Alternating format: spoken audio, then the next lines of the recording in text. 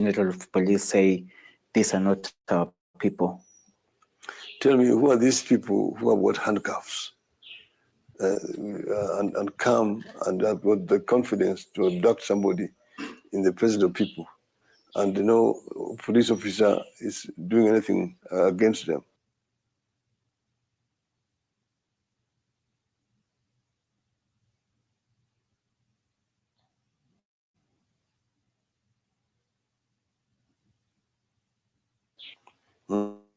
What they used to, the gang of General Papadoc de Valier, they were called Tom Tom Makut, who used to abduct people and take them and torture them. So this is like the Tom Tom Makut of Papadoc. This is a state of gangsters. Gangsterism is not something that we can tolerate in our country. And you are a victim. You have been tortured before. And some of these people who've actually gone through this, it has really affected them. Some were even crying, and some were saying that their lives will never be the same again. Yes, in our days there, they used to arrest people. They would then put you into a vehicle, they would blindfold you, they would run around with you.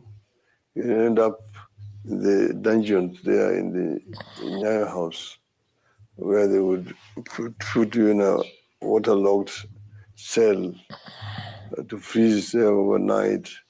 And then you'll be taken, you'll be clobbered, your eyes will be tied, and then you'll be interrogated, and they extract confession from you.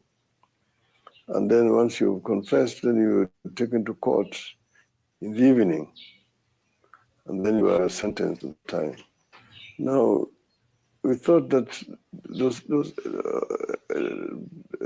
era was gone. The infamous Yes. Nyayo torture chambers. I spent 2 weeks there, but some people spent even months in the Nyayo torture chambers. So I'm a graduate of that, and I don't want this to come back again. I don't want to see people being molested merely because they hold a different opinion from you. See, democracy is that people are free to think, to conceive ideas which not only necessarily conform to the thinking of the regime. Now, this animal that has come called social media, it's a new animal, but it is challenging all governments across the world. You just need to find a way of dealing with it, because these are realities of technological evolution. So we must embrace them and see how we can live in an orderly society.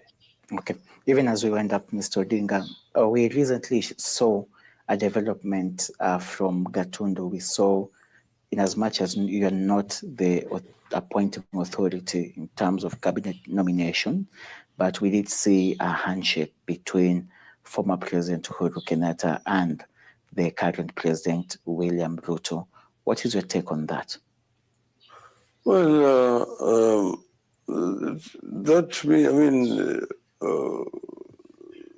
Uhuru is a former president, Ruto is a former vice president. They were in government until the election day. And Kenyans know exactly what happened with the elections. And they had been working in the same government until the last time. And Uhuru went to the swearing-in ceremony and handed over power to Ruto. So they were also at odds in the build-up to the 2022 election, and which was, you can argue, was fueled by Uhuru Kenyatta's handshake with you. What I'm saying is we never had a handshake with Uhuru. People just said handshake. Like, I've never had any handshake with Ruto. People actually misconceive this as the word of handshake. Huh? A handshake I had with Kibaki, and then this one had a handshake, with Uhuru when we agreed and we signed that accord, which ended up with production of the report. But then we went public in front of office of the president, and we did a handshake formally with Uhuru, like we had done with Kibaki. We did a handshake. I've not had any handshake with Ruto because we have not agreed on a written document. Okay. Uhuru just greeted Ruto. They never said that this is a handshake, that they are going to work together. That has not been the case. Later on, we saw a nomination of cabinet secretaries which had names of perceived allies of the former head of state. When Ruto had said that he wanted to form a government that was representative of the rest of the country, and he had started. He got some people from ODM, and now he got people from Jubilee, and so on, and that is not a handshake. It's just broadening his government. Okay, but if there's any handshake, it will be on the basis of things which have been negotiated and agreed on. And then it will be announced formally that we have now come to an agreement. This is what we are going to implement. There are issues that have affected Kenyans. We're talking about issues that pay the payslip. We're talking about deductions. There is the shift, the social health insurance. You have the affordable housing. It's really been a challenge, for Kenyans to get more income. Their income instead is shrinking as a result of taxation. As Kenyans go into the new year, what do you want to tell them about the perceived high cost of living and what the future holds for them? Well, see, the government has got a responsibility to make life easier for the population. At the same time, the government has also a responsibility to initiate certain projects which makes the life easier for the people and creates wealth for the nation. So it is a challenge all the times, inflicting pain on the people and making it easier also for the people at the same time. So I would ask the government to basically take a very comprehensive look at what is happening, because people have been hurting. The cost of living has been very high. There are ways in which you can ease it, but also still be able to get sufficient revenue that you require for to be able to provide certain services to the country. We are in this situation not for the first time. We have been in this situation before. I remember when we came to power after many years of Kanu rule, we had similar challenges. And we sat down with then late President Kibaki and came up with a solution, way forward. We had promised in our campaign that we are going to introduce free primary education in the country. And in spite of serious challenges facing us at that time, we introduced free primary education. and we found wastages which were there in terms of revenue collection and also in terms of procurement, which were highly inflated. Basically, the animal called corruption. And we dealt with that animal called corruption. If you can deal with that issue of corruption, there is enough money. There will be enough money in the country because there's a lot of wastage of public resources. So you don't need to overtax the people to raise revenue. As we went up, do you still believe Adani was a good deal? Certainly, people need to understand this, that, you see, the government cannot finance development projects on the basis of taxation. It's not just sustainable at all. What other governments are doing is attracting private sector into some of these development projects. What Mr. Modi has done in India. See, in 10 years, Modi has moved India's economy from the 10th largest economy in the world to the 5th largest economy. He now intends to take it to the 3rd largest economy. It's only Germany and Japan which are ahead of it. But in about 5 years' time, India will be the 3rd largest economy in the world. He has built in that period 132,000 kilometers of railway line through PPP. You see, highways have been built across India. Ports have been built across India. Airports have been built across India through public-private partnerships. You see, and that is what is happening also in Dubai. So I'm saying, you're talking about Adani, go to Ahmedabad town, look at the airport in Ahmedabad. Go to New Delhi, look at the airport in New Delhi.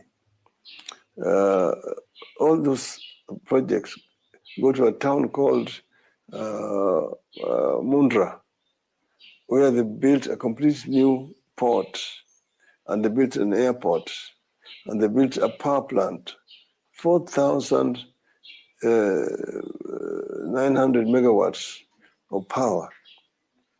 A village that was a sleeping village of 5,000 people has shot up to be a town of 500, half a million people, because industries have come into that town. You see, the charges against Adani are because of competition in India for projects. That's why Adani is being charged in America about evading taxes here, or doing this and that here. Yeah. Those are basically commercial. There's a twitch hunt. Yeah, so what I'm saying, Adani, that is an Indian conglomerate. It works for the Indian government even today.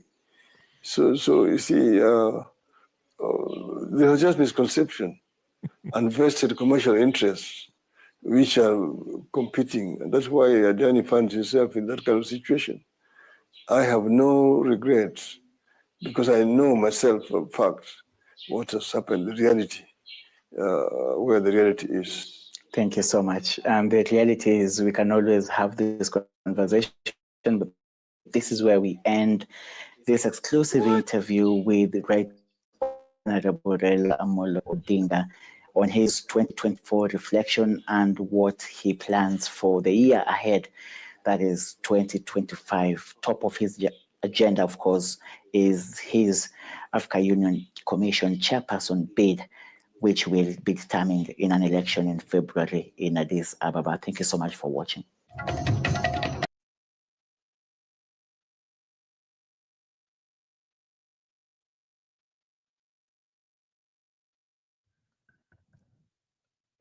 Ladies and gentlemen, brothers and sisters, friends, enemies and comrades, let me get myself together. Let me get myself together. Let me get myself together. Let me get myself together. Where's my coffee? I need coffee right now. I need to get something to drink because Raila Odinga is out of line. This man just lied blatantly in front of everyone when asked about Adani. Ay. Yani Raila nafikiri sisi ni wajinga yani. Hold on. I don't even know where to start. So first he told us, he says he let me calm down. He says that he never had a handshake with Uhuru Kenyatta. That's number one. Number two, he sticks to his guns by saying Adani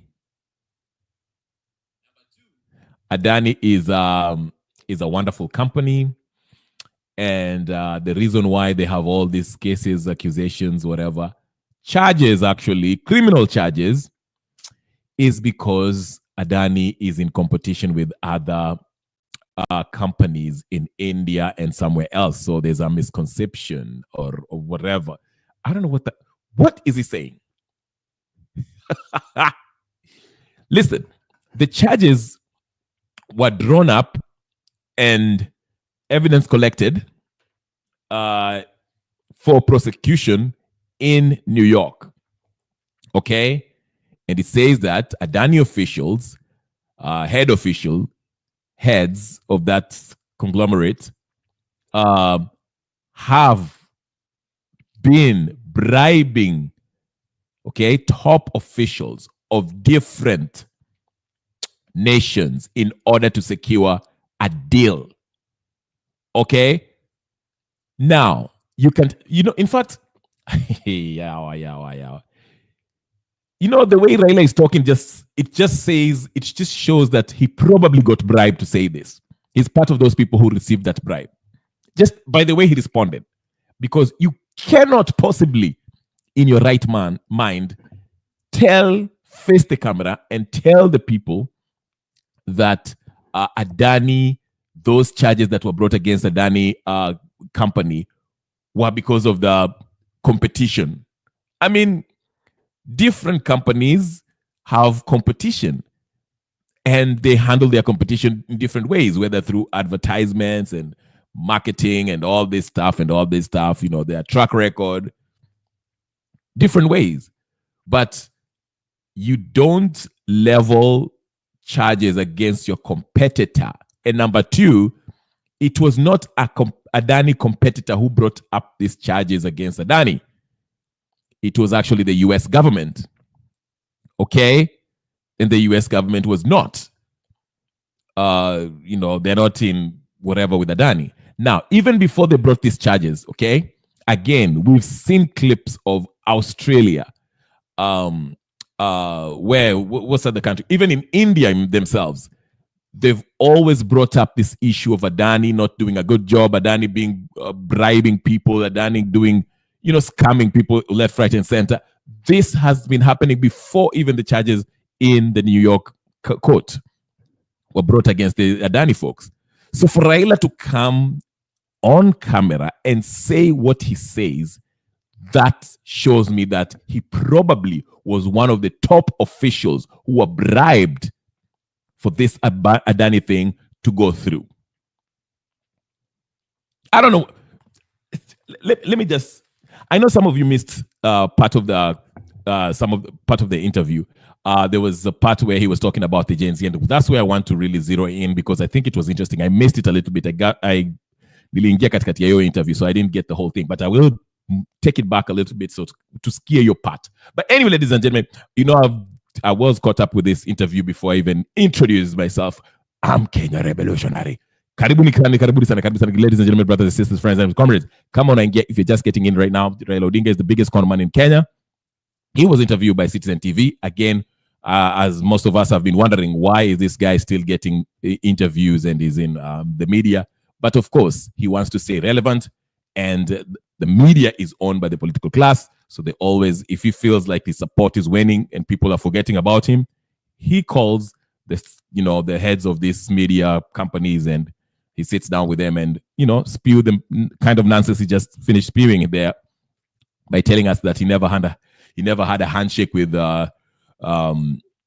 with Uhuru Kenyatta, and that he has not had a handshake with the current president, and that Adani is actually a really good company that has helped India move to a first world country, whatever the case is.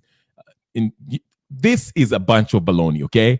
This is nonsense. But let's get started. If you haven't, come on, just subscribe to that. Take 1 minute now. Pop, finya your subscribe button. Like, share, comment, and subscribe. Tunaingia katika mada. Karibuni sana. Let me just say hi to people on the chat. People Kauru, karibu sana. Shi Mariam, karibu. Rosa M, na kuona hapo hivyo pia. Chief Negus, I saw you. Thank you very much. Nice seeing you and others who are watching in the background. And all of you who are going to watch and repeat, please do like, share, comment, like any video, finya your like, finya kabisa, finya your like, kamili. We are going to talk about all that, and we are going to play what Gachagua said today about the abductions and all that stuff. I think it was very revealing, very interesting stuff, and we shall get into all of that, because the big topic now is all the abductions that's happening in Kenya. In fact, there was a maandamano in Embu. Embu was up in flames. Waembu wamesema hawataki mchezo. I guess there was a gentleman who was supposed to, they demanded that the police release him, but he was never released. They gave us time frame on when he needs to be deadline. And your deadline, Lupita, the guy was not produced. And so they said, he needs to be produced, dead or alive. They want to see his body. That never happened. Watu wakaenda maandamano, okay? We'll cover that too, okay? Just to get started. But let's start with the main guy here, this Conman. There's a place I want to play some parts that he was talking about. Let me just give me a second. Let me, if I can.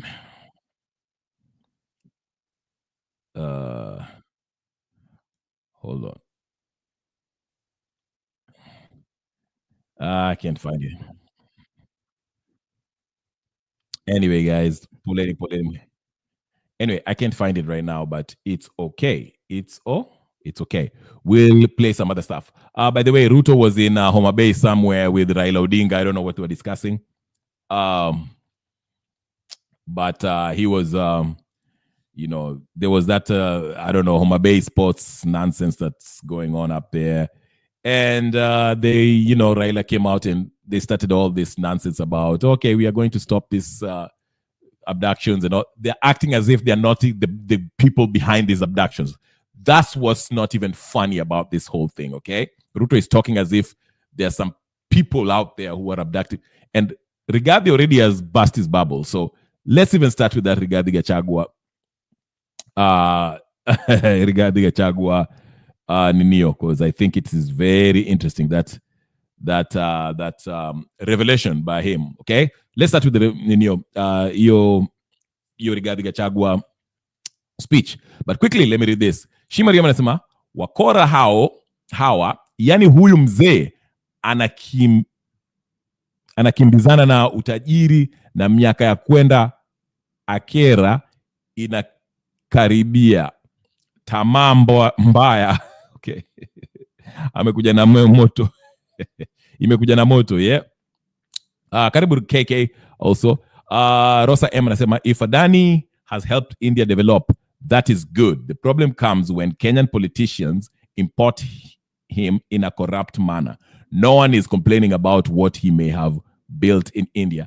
Actually, it is not that Adani is the one that helped India develop. That's two separate issues. Adani itself, even it's a very controversial company that has been involved in criminal activity. Even Indians in India do not want Adani. Okay? They do not want it. That's how serious that's how bad they are, okay? It's an Indian company, okay, but it has a global whatever. But even the Indians do not want it in India. They ran down overcharging the Bangladeshi and the Sri Lankans. Nobody wants them. In Australia, had to kick them out because the same things, bribes, corruption, all this manner of stuff, okay? So Adani does not have a good reputation. They have a reputation of bribing national officials. And that's the evidence that was brought in that court in New York. And that's why they want to prosecute. They have the Adani brothers, whatever, the owners. They have a arrest warrant. There's a warrant, a bench warrant. Let me just say that. Bench warrant out for them in New York. Those guys are nowhere to be seen. At least they can come in Kenya and run around. But yeah, so Adani did not help India develop in such manner that Raila Odinga is telling us, no. It might have played a part in the infrastructure building development as far as the infrastructure is concerned. But when you're talking about the economy, no. India's economic revolution started a few years with their whole tech thing and other stuff. Not Adani. We cannot say that Adani was the reason. But of course, Raila Odinga is trying to make it seem like, oh, Adani is the reason why, we need a PPP. We need a private company to help us so our economy can grow. But that's not private. In fact, the government should limit its involvement with private companies, okay? Because private companies, their main goal is to make profits, not to angalia maslahi ya wananchi, okay? So while the PPP is not bad in itself, but I think the government should limit its involvement with private sector, okay? But anyway, like I said, let's get to the issue, mambo ya leo. Tutarudi kwa Raila, because this is all related. So all the whole Nino is abduction today, okay?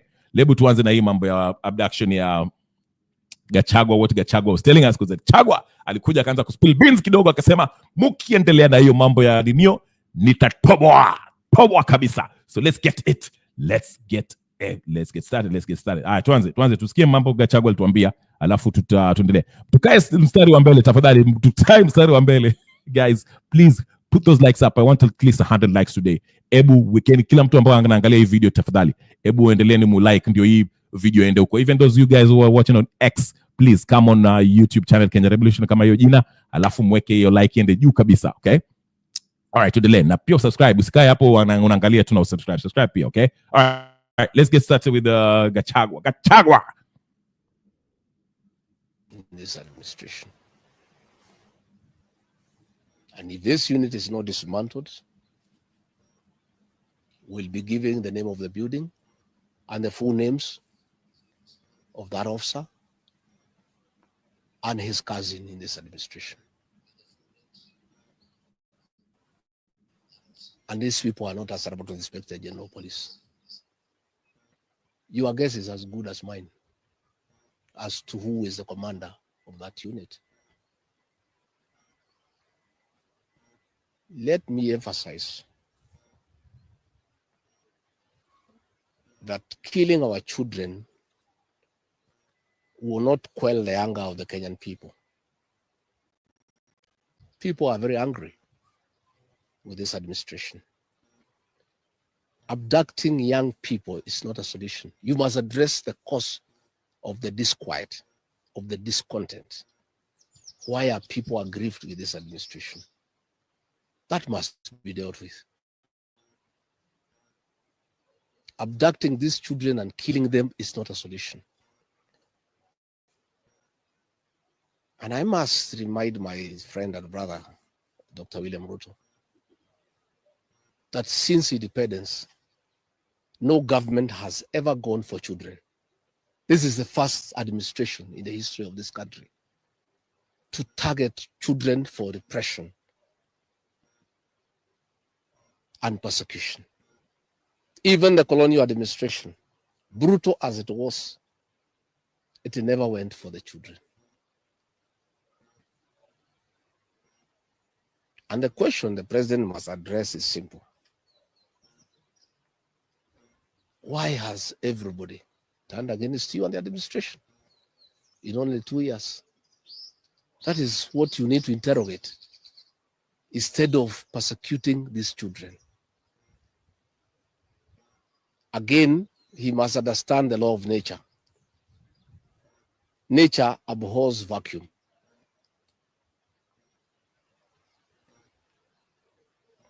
When you swallow the opposition and there is nobody to hold you to account,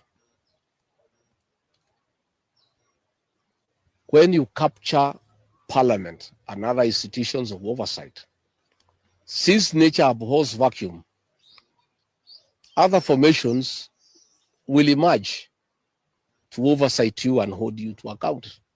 And that is how the church has come up to hold the government to account. And that is how these young Kenyans have come out to hold the government to account. In the unfortunate event that these children were to be muzzled and silenced through death and abductions and other extrajudicial methods of silencing dissent, some new formations will also come up to hold the government in check, because nature abhors vacuum. So the amount of repression that is going on in the country is unparalleled, it is unprecedented, and it needs to come to an end. I have just learned we have a prayer meeting in Shamata Ward in Nyandarua tomorrow. We have a farm. The residents of that ward normally meets once in a year for prayers to close the year. We have prayers tomorrow. And the police commander there in that county is intimidating leaders to cancel those prayers, that they will not be allowed to take place, that they need a permit.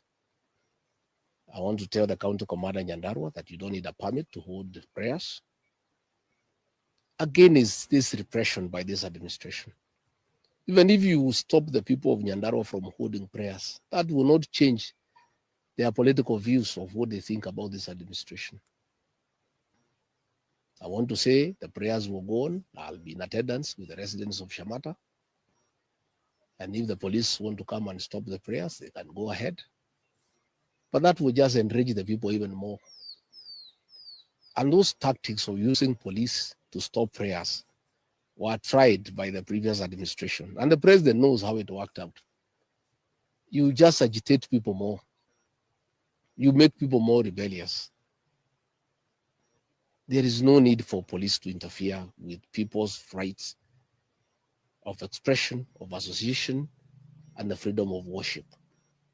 So I want again to ask the Inspector General of Police to tell his county commander in Nyandarua not to interfere with the rights of the people of that area to hold prayers and to congregate to pray together, because those rights are guaranteed in the Constitution. And this is not the way to deal with dissent and discontent. Let the government take time to find out why people are unhappy. Why are people so discontented with this administration? But try to stop people from meeting, from congregating will not solve any problem. It will just magnify an already bad situation. And I can tell them it will not work. It's an exercise in futility. So good people, I just wanted to make those remarks about abductions, and I can answer one or two questions if there is.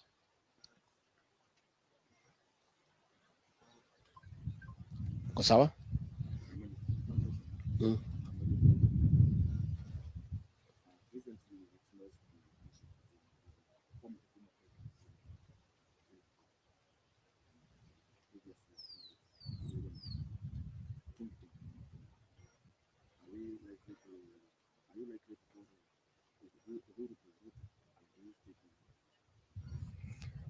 I don't know whether Uhuru is going to Ruto. I don't have such information. But I have said many times, the people of this region don't follow leaders. It's leaders who follow the people. I don't follow anybody myself. I only follow the people. I have said I have very extensive consultations with the people of this region so that we decide what is our political destiny. That consultation is ongoing. It's going on. It's very extensive. It's very thorough. And it's what I'm doing here. When you walked in, I was having some consultation, and I continue to do so. I'll never follow anybody. I'll always follow the people. Yeah. Thank you very much. Asanteni sana. All right. So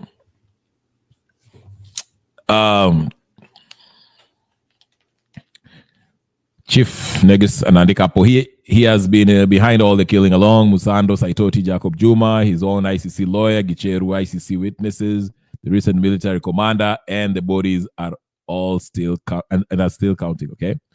Yes, General Gola, that's the name I was looking for. Now, Gachagua came out and said he knows who's behind all these abductions, and he named the name Abel, and he said he'll expose Abel, and because Abel is the cousin of one of the high-ranking government officials. Okay, fair enough. We'll wait and see what will happen. I was just listening to, in fact, it was in Citizen TV itself. They were talking about, let me take this out. They were talking about, is it Kibet who was been lost? And the circumstances surrounding Kibet, how he was to meet Okiom Tata. Okiom Tata needs to answer some questions too. I wasn't even planning about talking about Okiom Tata, but that's also another topic for that's another topic in itself. That's a scandal in itself. Okiom Tata's revolutionaries credential. Okay? But anyway, to get back to Raila Odinga, because all these things are connected, we saw that Raila Odinga spoke publicly against the abductions yesterday and even today, and when they were goofing around with Ruto in Homa Bay. Okay? And I've told you, he's starting to make his path. If you listen to that interview, you know, he kind of, when he was mentioning how, I wish I could find the whole, I'll wait for Citizen Udio as he put them in clips. That way I can put that clip where he was talking about how the Joho and Aparanya joined the government. He was just lying through his teeth. The whole thing is a lie. The whole interview was Raila Odinga sitting there lying to Kenyans. Blatant lies. Lies that we know it's lies na naendelea na machongumu. He was saying that these people are merited. They went there to join the government through merit. He said that he wanted us to sit down and just a bunch of nonsense. This interview was a waste of time, if I was to be honest with you. It's just, again, like we said here, and a lot of you guys have said in the chat, it was done to keep Raila relevant, because his fame and support is waning. Nobody cares about Raila Odinga anymore. Nobody cares about Raila Odinga anymore. I was shocked. If he was an honest man, he would have at least come out and said, you know what? I was wrong about Adani. I didn't know much about Adani. I just went to India under Prime Minister Modi, whatever his name is, and I've seen the kind of projects that Adani undertook, and it seemed like a decent, company up to that point. I didn't know much about Adani, so I'm sorry. I misspoke.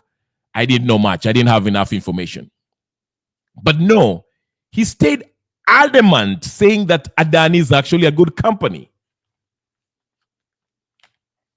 Despite the evidence, overwhelming evidence. And the reporter here, the interviewer, was giving him a free pass. Didn't even raise the question and said, hey, what about the cases in Australia? What about the criminal cases that have been brought in New York? What about that? He didn't even ask.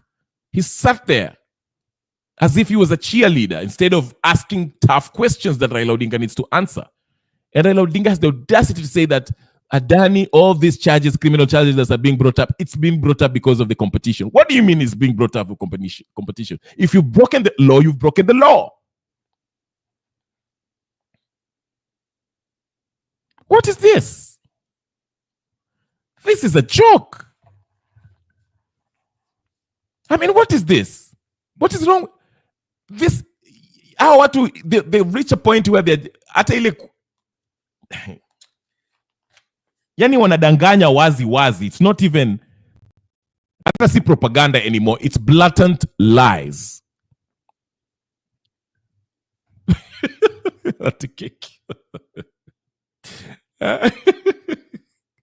Sina fadhali hata ajifanya ati ninio ndio arudi, ajifanya ati, like I said, he could have said ati mi sikupata information ya kutosha, mi nilikuwa nafikiri hii company ni nzuri. I'm sorry Kenyans, I told you that Adani was good, but apparently wako na mambo yao. So ndio hiyo kesi imeendelea, had nothing to do with that.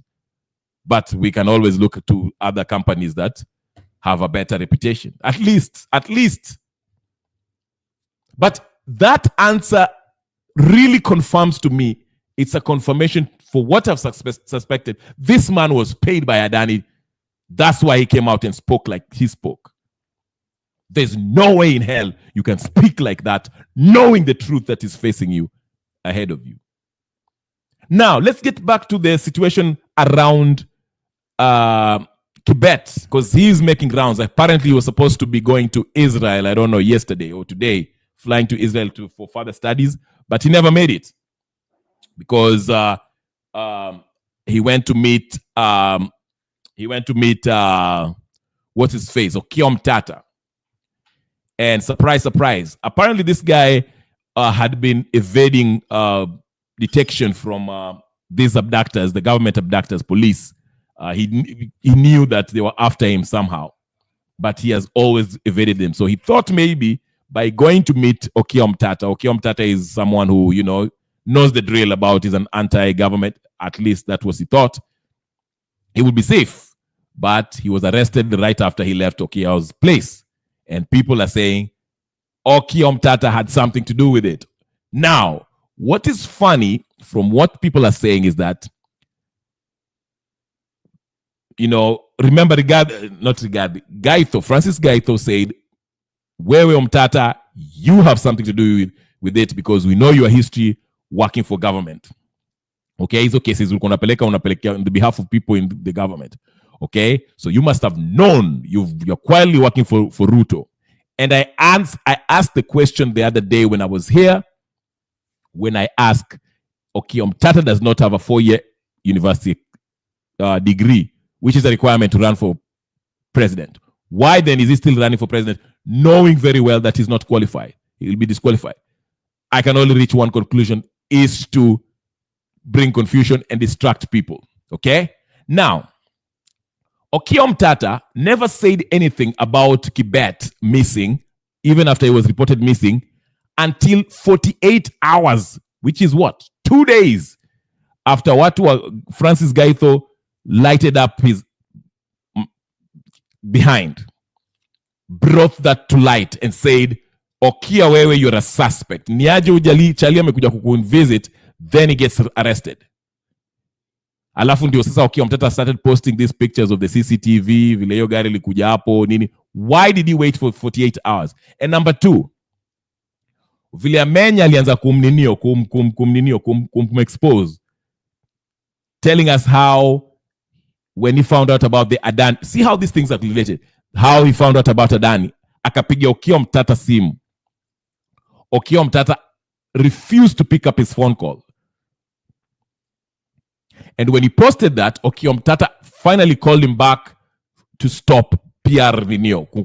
Alikuwa hataki jina yake ikuwa expose hapo, akapigia Amenya. Amenya backed off a little bit. Ndio Amenya akaanza kusema, oh, you know what, let me be patient, nini. So why did Okiom Tata only respond when he's getting exposed? This guy is a suspect. Ambia huyu jamaa, I don't trust him. He works for Ruto. That's why. But let's get to it. Now that you're talking, it's all related. It's all Adani. It's all abductions, and it's all of the above. Okay. So let's get to this. Able to angalia mambo hapa. I won't stay for long, ladies and gentlemen, brothers and sisters. But tafadhali mkae mstari wa mbele. Endeleeni na hizo likes jamani. Na muzidi kuweka maninio. Everyone that's watching, please weka your like na weke ninio notification on. Every time I come in, please. Mnaweza kujua nimeingia, but mzidi ku like everyone that's watching. Hata ukienda ukiangalia on repeat, please this is the story of this young man who was, I guess he was behind this whole Kasongo stuff. But let's see here. Hold on. Ndio story ya nani? Story ya Kibet. Is pleading with the government to release her sons. Caroline Mutai, mother of cartoonist Gideon Kibet. Sorry, guys. Agony since the two were taken just before. Mother of two abducted brothers is pleading with the government to release her sons. Caroline Mutai, mother of cartoonist Gideon Kibet and Ronnie Kiplagat, says her family has been living in agony since the two were taken just before Christmas. The mother says she is staring at a missed chance for higher education for her abducted son. Brenda Wanga reports. It has been a bleak festive season for Mama Kibet and Mama Kiplagat. Just a day before celebrating Christmas, her 23-year-old son, Gideon Kibet, was abducted after visiting the office of the Senator Okiya Mtata here in the capital. A few days prior to Gideon's abduction, her other son, Ronnie Kiplagat, also went missing. It is a situation that has landed her in hospital. Nikadmitiwa hospitali juu ya pressure, nikatibiwa mpaka jana. Kustukia saa hii hata sina nguvu ya kuongea juu ya hawa watoto, na nimeshindwa ni nini, mpaka nikaambiwa ati kuna vitu anafanya na sijui ni nini. Juu mimi ni asla, nilikuwa niking'ang'ania hawa watoto wasome alafu wanisaidie. Sasa nilikuwa nilikuwa na ufia au wakuja wanisaidie, lakini nimeshindwa. Sasa au wako wapi? Na niko na wengine wanasoma, niko na Wachuka na kuna mwingine wa St. Peters. Gideon Kibet, also known as Kibet Bull on X, has been critical of the government. The cartoonist, a student at Egerton University in Nakuru, is well known for sharing silhouette images with characters of President Ruto's likeness. He has also shared images depicting other leaders from the executive and the judiciary. His popular images have been used by those who are critical of the government. His mother says she was unaware of his son's activity online. Kama msasi, huyo ni kijana mdogo kabisa, ni 23 years. Hata hajui chochote, labda kichwa yake kama anafanya mbaya, labda bado ni mdogo. Yani ni mdogo kabisa, ni 23 years. Ni kama mtoto tu hajui chochote, bado anaendeshwa, fanya hivi, bado ninalisha. Sasa kama ametekwa nyara, sasa sijui ni nini, na sijui anaandika nini, na sijui anafanya nini. Kwanza Ronnie ni mhubiri wa kanisa, na kwa nini ametekwa nyara? Kwa nini hayuko Ronnie kabisa? Hata yeye Gideon, hawa ni mwingine ni 23 years, alafu huyu mwingine second born ni 22 years. Sasa hawa watoto wadogo si wangeenda kusoma kweli? Not knowing the whereabouts of her sons is undoubtedly distressing for the mother of 10, but even more troubling is the chance that the abduction of Kibet has cost her and her family. The young man was set to join a team of about 20 other young people for further studies in Israel today. Caroline says this opportunity did not come cheap or easy. Sasa Gideon saa hii kuna wenye wanangojea huko Nairobi kwa airport. Amekuwa amebook ticket aende Israel asome, ndio Egerton ndio alikuwa ndio alikuwa ametaka alikuwa amefanyiwa ticket kila kitu. That's why nimeomba loan huyo mtoto aende. Sasa huyu mtoto angeenda ng'ambo asome. Sasa nitapata wapi loan yako? Nitalipa na nini loan kama Gideon hayuko, kama pesa imeenda kwa ticket? Sasa nitafanya nini? Serikali munifungulie watoto kabisa, munifungulie kabisa. Kwa loan ya 1,200. Na hata saa hii hao watoto walikuwa wakisomea loan. The distraught mother now wants the government to come clean about the whereabouts of her two sons. Mi naomba watoto wangu warudi juu hawa ni tegemeo langu. Warudi kabisa, wanifungulie kabisa. Saa hii mkono yangu imekuwa mbaya kwa kukatakata mboka, hao wasome. Na mwingine kuna mwenye analia nyumbani anataka kuenda shule. Kuna mwenye amekwama Chuka hana transport kwa hawa.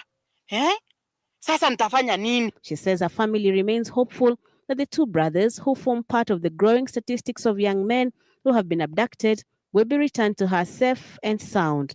It is the only thing that keeps her sane and going. Brenda Wanga, Citizen TV. That's how sad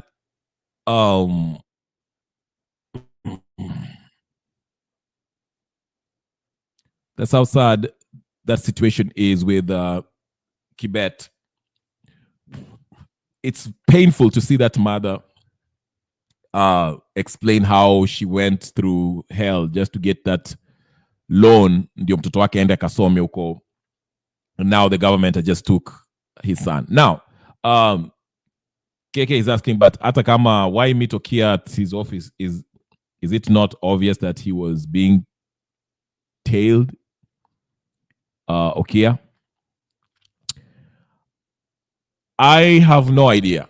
I don't know why he made that decision, but from what I gathered, he understood that he was a target and he had been evading these folks for a while. So maybe I'm assuming, this is an assumption on my part, that he trusted Okia Omtata, someone who we thought to be someone who understands the nature of the beast, being against this government.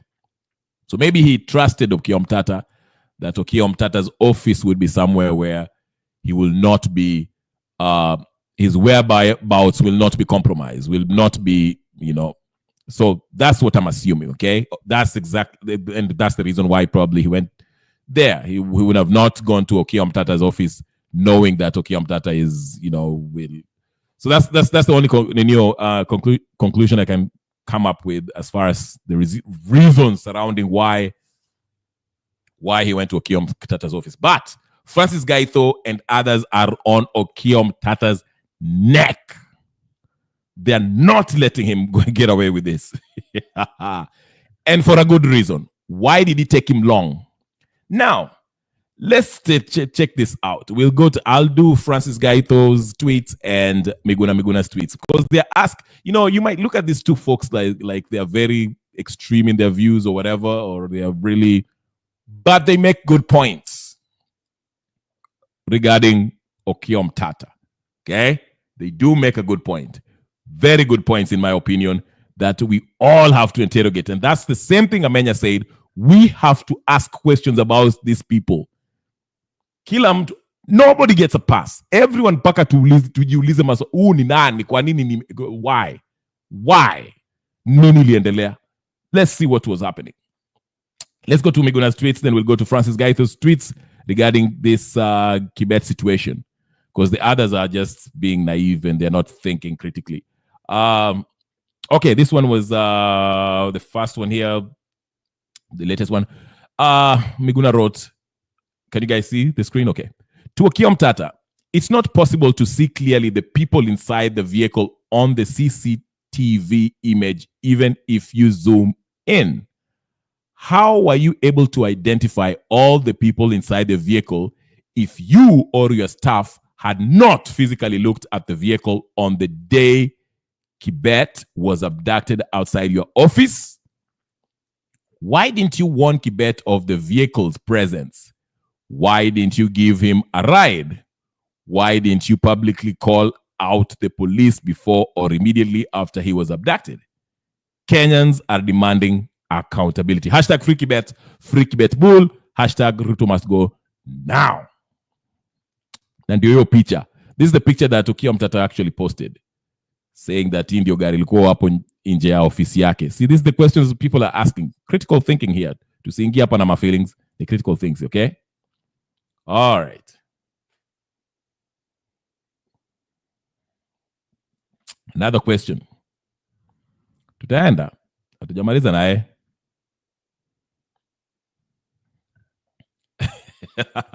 Of course, Nation Africa was saying that Okia Omtata has said that Okia Omtata has called for the resignation of the General of Police, Douglas Kanja. And Miguna is saying, no, he should be calling for Ruto's resignation, okay? Which is fair. Okia Omtata yeye anataka kwenda 2027 kurun for president, and we are saying, no, Ruto atoke saizi. Sini niyo. Ameitisha, no, maandamano ilikuwa ishapangwa. No, wanasema ya 31st. Nani hebu nipatie hiyo information?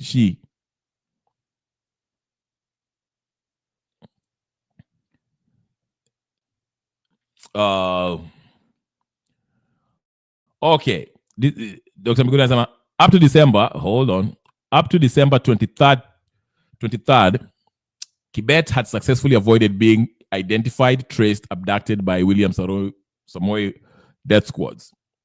It means that those in the vehicle which abducted Kibet from Okia Omtata's office were told about his meeting that day.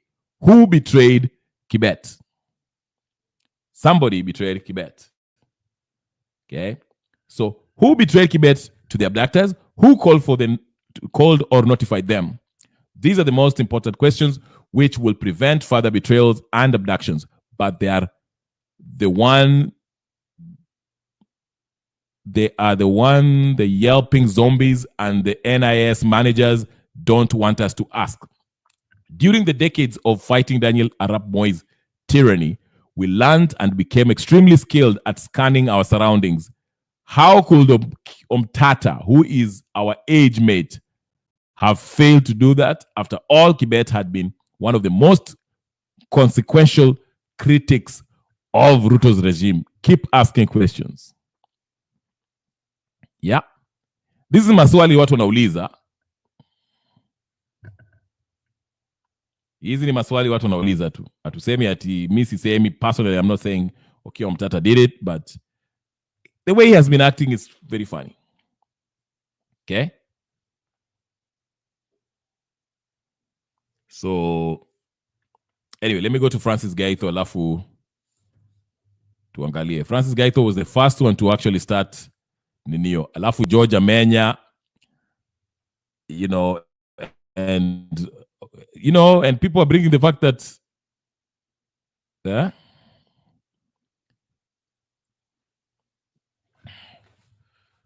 Shimariam is saying Kibet alipotoka kwake Nakuru, DCI went to his house, hawakumpata, but nadhani kuna mole within Okia Omtata's team.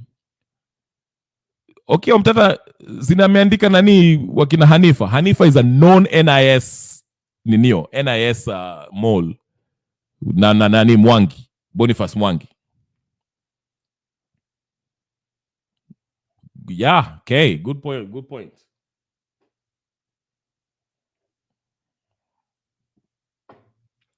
Lakini Okia Omtata alionywa hata ile siku alianza ali-announce hiyo explanatory committee. Vile alisema jina ya Hanifa, watu walimuonya wakamwambia atana na kina Hanifa, lakini bado akaendelea na kina Hanifa, na watu walimwambia wakina Hanifa ni mamol.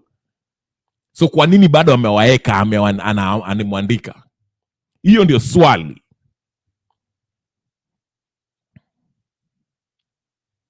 swali.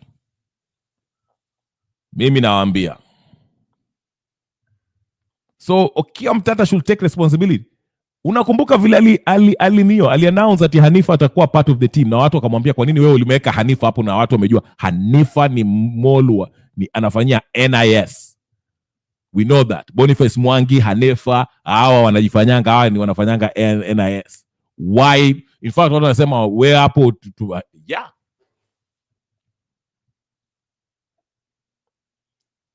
So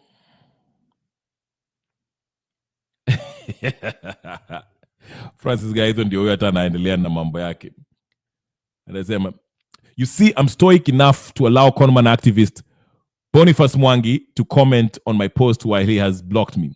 Activists are walking, talking contradiction. He claims to have undying love for country, but Boniface Mwangi and his clique of juvenile lowlives are patriots.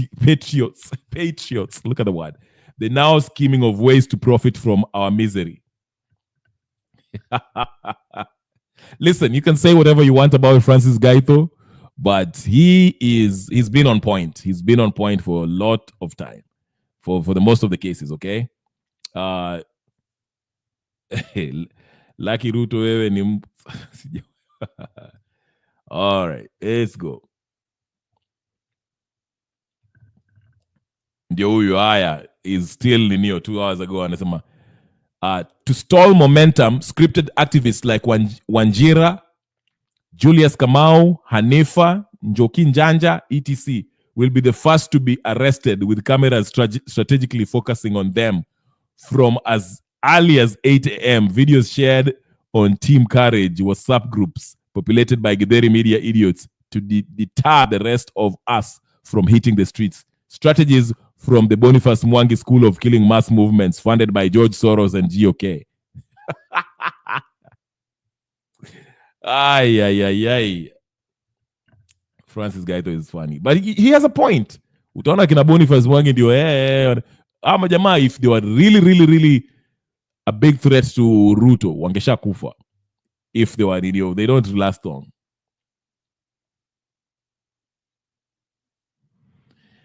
Okay, this one I don't agree with, and I to MB idiots. MB idiots protested, went home instead of camping overnight until their comrade is freed.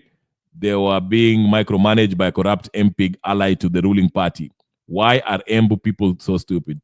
Tusaidianeni, Yameni, help me solve this puzzle. Okay, whatever. So anyway, you can go to Gaito's page. He highlights hizo zake za ninio.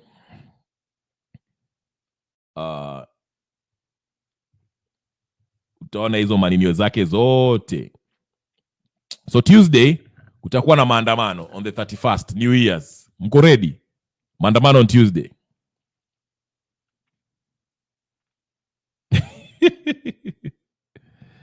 Aya. Nani anasema, Shimari anasema, and the government has succeeded to turn people against Okia. Well, there are people still following him. A lot of people still. Gaito naye upiga kila mtu. He thinks he's always right. Shivaria. Chief Negos anasema, I think it's starting to make sense why Okia seemingly went against the logic and put Hanifa on his team. He's just another tentacle of the control opposition animal. Absolutely. I tend to kind of believe that. Because, I mean, everyone, as soon as everyone saw Hanifa's name, kila mtu alijama, akasema, Okia Mtata, drop that name. Drop it. That's one name you have to drop. Hanifa, Boniface, these are Martha Karua. I showed you that picture, nilionyesha Boniface Mwangi. He was training his kids. They were memorized speech when they were speaking. Vilali, he was abducted in the morning. Nimchezo. It's a game. It's a game. It's a game. Shimbari Amgadi and Riguna are cut from the same cloth. You either love them or loathe them. That's true. That's true. They are really, yeah. Wanasema they have strong conviction. Let me just put it that way.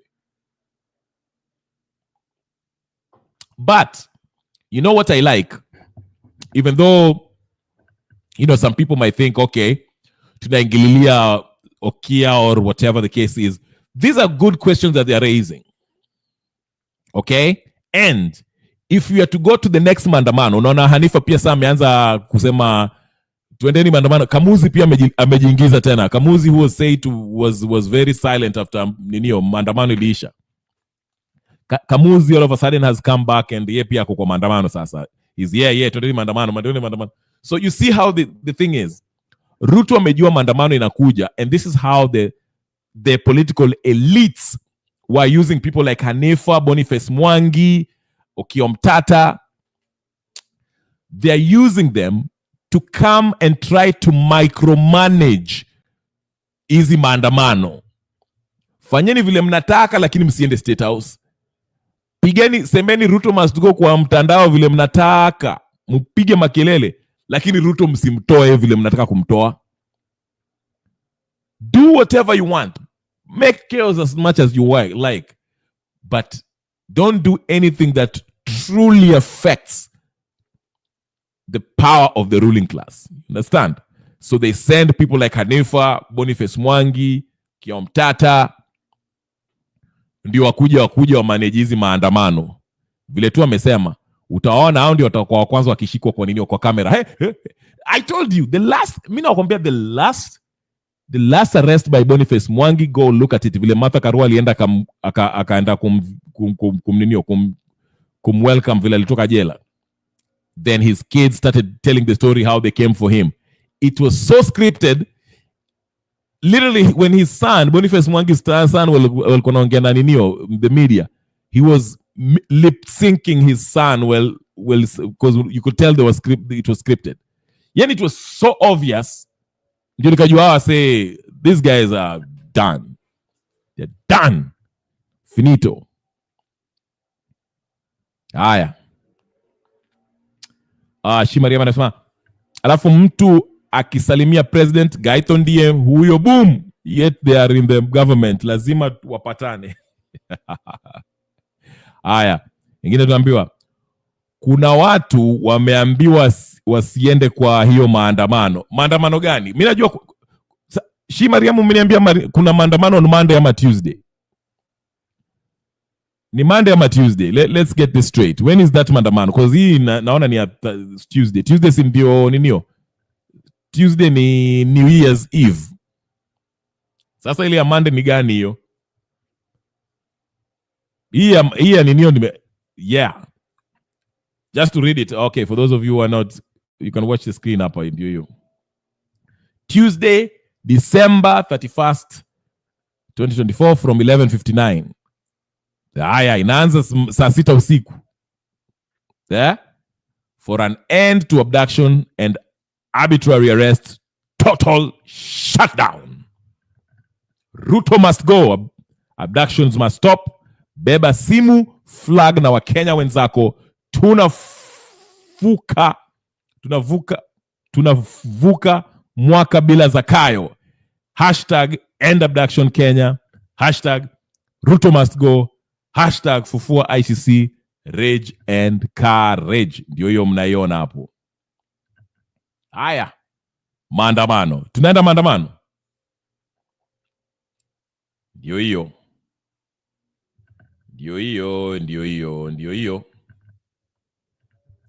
So maandamano iko Christmas Eve. It's there. Christmas Eve, twendeni maandamano. That's it. So that's what's been happening, ladies and gentlemen. But like I said, what I'm happy about is that this time we want to find out who are the real revolutionaries. Hakuna mambo ati tunaenda maandamano na watu wengine hawaaminiki. This was earlier, ladies and gentlemen, in Embu. Unfortunately, as I've heard, Embu walienda maandamano during daytime walafu wakaenda nyumbani, which is fine. I mean, I can't tell you how to maandamana. But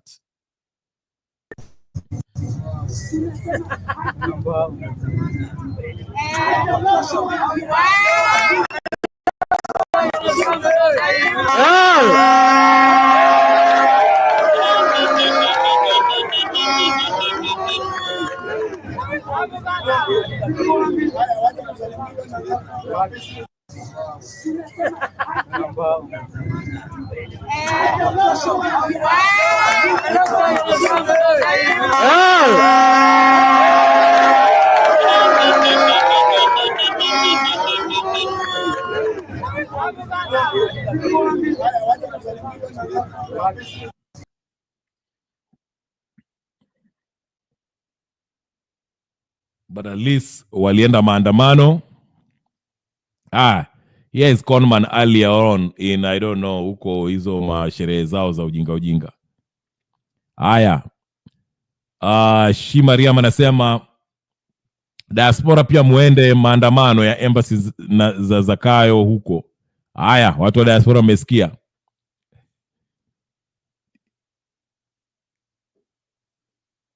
Oh, I mean I meant New Year's Eve, not Christmas. Gypsy Corner wewe. That's what I meant. I meant Christmas Eve. Not karibu Gypsy Corner. Nice seeing you, my friend. Hao watu walitukanwa na Gaitho mpaka nikamaka. Haya. Unakwambia hii syllabus yenu. Haya. wacha ninio I wanted to finish in a few minutes nikaangalia Arsenal vile wanamenyana. But guys, do me a favor, tukiendeleanga kila mtu dunga yo like kila mtu ambaye anaangalia kitu tafadhali dunga yo like na kabla uja subscribe please do not let this go without liking this video. Please like the video, like, share, comment and all the good stuff. Haya ndio Raila Odinga Conman mwenyewe Tiringenye. Then in the strongest terms possible, the idea of abducting young people and taking them to torture, keeping them incommunicado for so many days, causing too much distress to the parents, particularly at this time when people are celebrating Christmas, New Year. This kind of practice, we thought, were completely buried with the old constitution. We don't want to see a return of the Nyayo type of abduction and Nyayo torture house chambers. Those should be consigned permanently to the dustbin of history. We don't want, and I will repeat it again because we are in Christmas and we're going to New Year. Because we've seen that even the commissioner of, ndio Raila Odinga. He was trying to convince us that he's he's condemning all these abductions and all this stuff and all this nonsense. We all know it's nonsense. But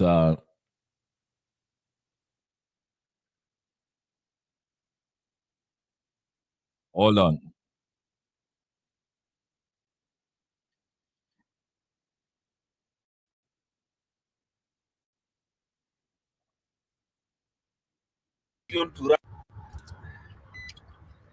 Kibet Bull manze inaniuma sana. That guy was a revolution single-handedly. Those cartoons were speaking volumes. Alafu mnataka kutuambia it was a coincidence after tu meet Okiya Omtatah, the guy is taken. Well, we know Okiya Omtatah manze, he had a secret meeting with Ruto's point men. Unaona, after they walimwambia you need at least 7 billion to run a presidential campaign. You don't, guys, don't be naive. Anything that looks like a duck walks like a duck. Please trust your instincts. Ikikuambia this is it. Stop convincing your instinct that oh sijui nini, but this guy has fought for us for a very long time. Oh, this guy, no. Let me tell you, it's not a coincidence. Mse aliseti boy wetu. Number 2, Morara. Mimi nataka uniexplainie kama mtoto.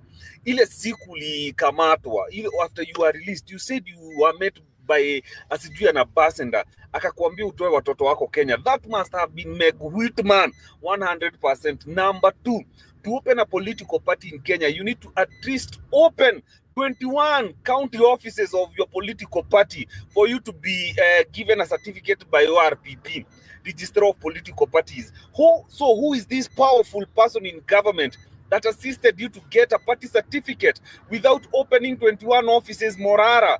Why? Mimi, let me tell you, if you don't agree with the truth or any suspicions, then you're in the wrong place.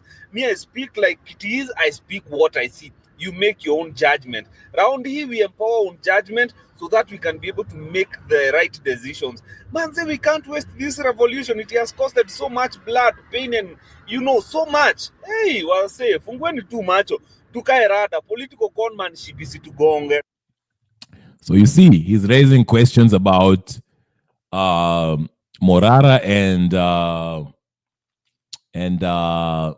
what's his name? Okiya Omtatah. So apparently Okiya Omtatah met with the Ruto's men secretly. I didn't know about this. Hiyo napata news too from this guy. I don't know about that, but by the way, Gypsy Corner, thank you for the super chat. Naona ameanza uchokozi. What happened to Chelsea? Ni sawa. Tutashinda hii league. Nyi endeleeni na sala hapo. The second part of the Premier League mtaona. Mpaka mkuje kwa bridge na mkutane ni mcheze na Man City, mcheze na Arsenal tena, mcheze na hao watu wote. It's bado mambo bado. But thank you for the super chat. He says, what happened to Chelsea FC? It was like watching Conman and Kasongo having a good time. Order, Gypsy, order. Uchokozi. Aki uchokozi kwa hapa hivi leo. Okay. One more time for this guy. He makes good points here. Before I get back to Gypsy na uchokozi wake. Kibet Bull manze inaniuma sana. That guy was a revolution single-handedly. Those cartoons were speaking volumes. Alafu mnataka kutuambia it was a coincidence after tu meet Okiya Omtatah, the guy is taken.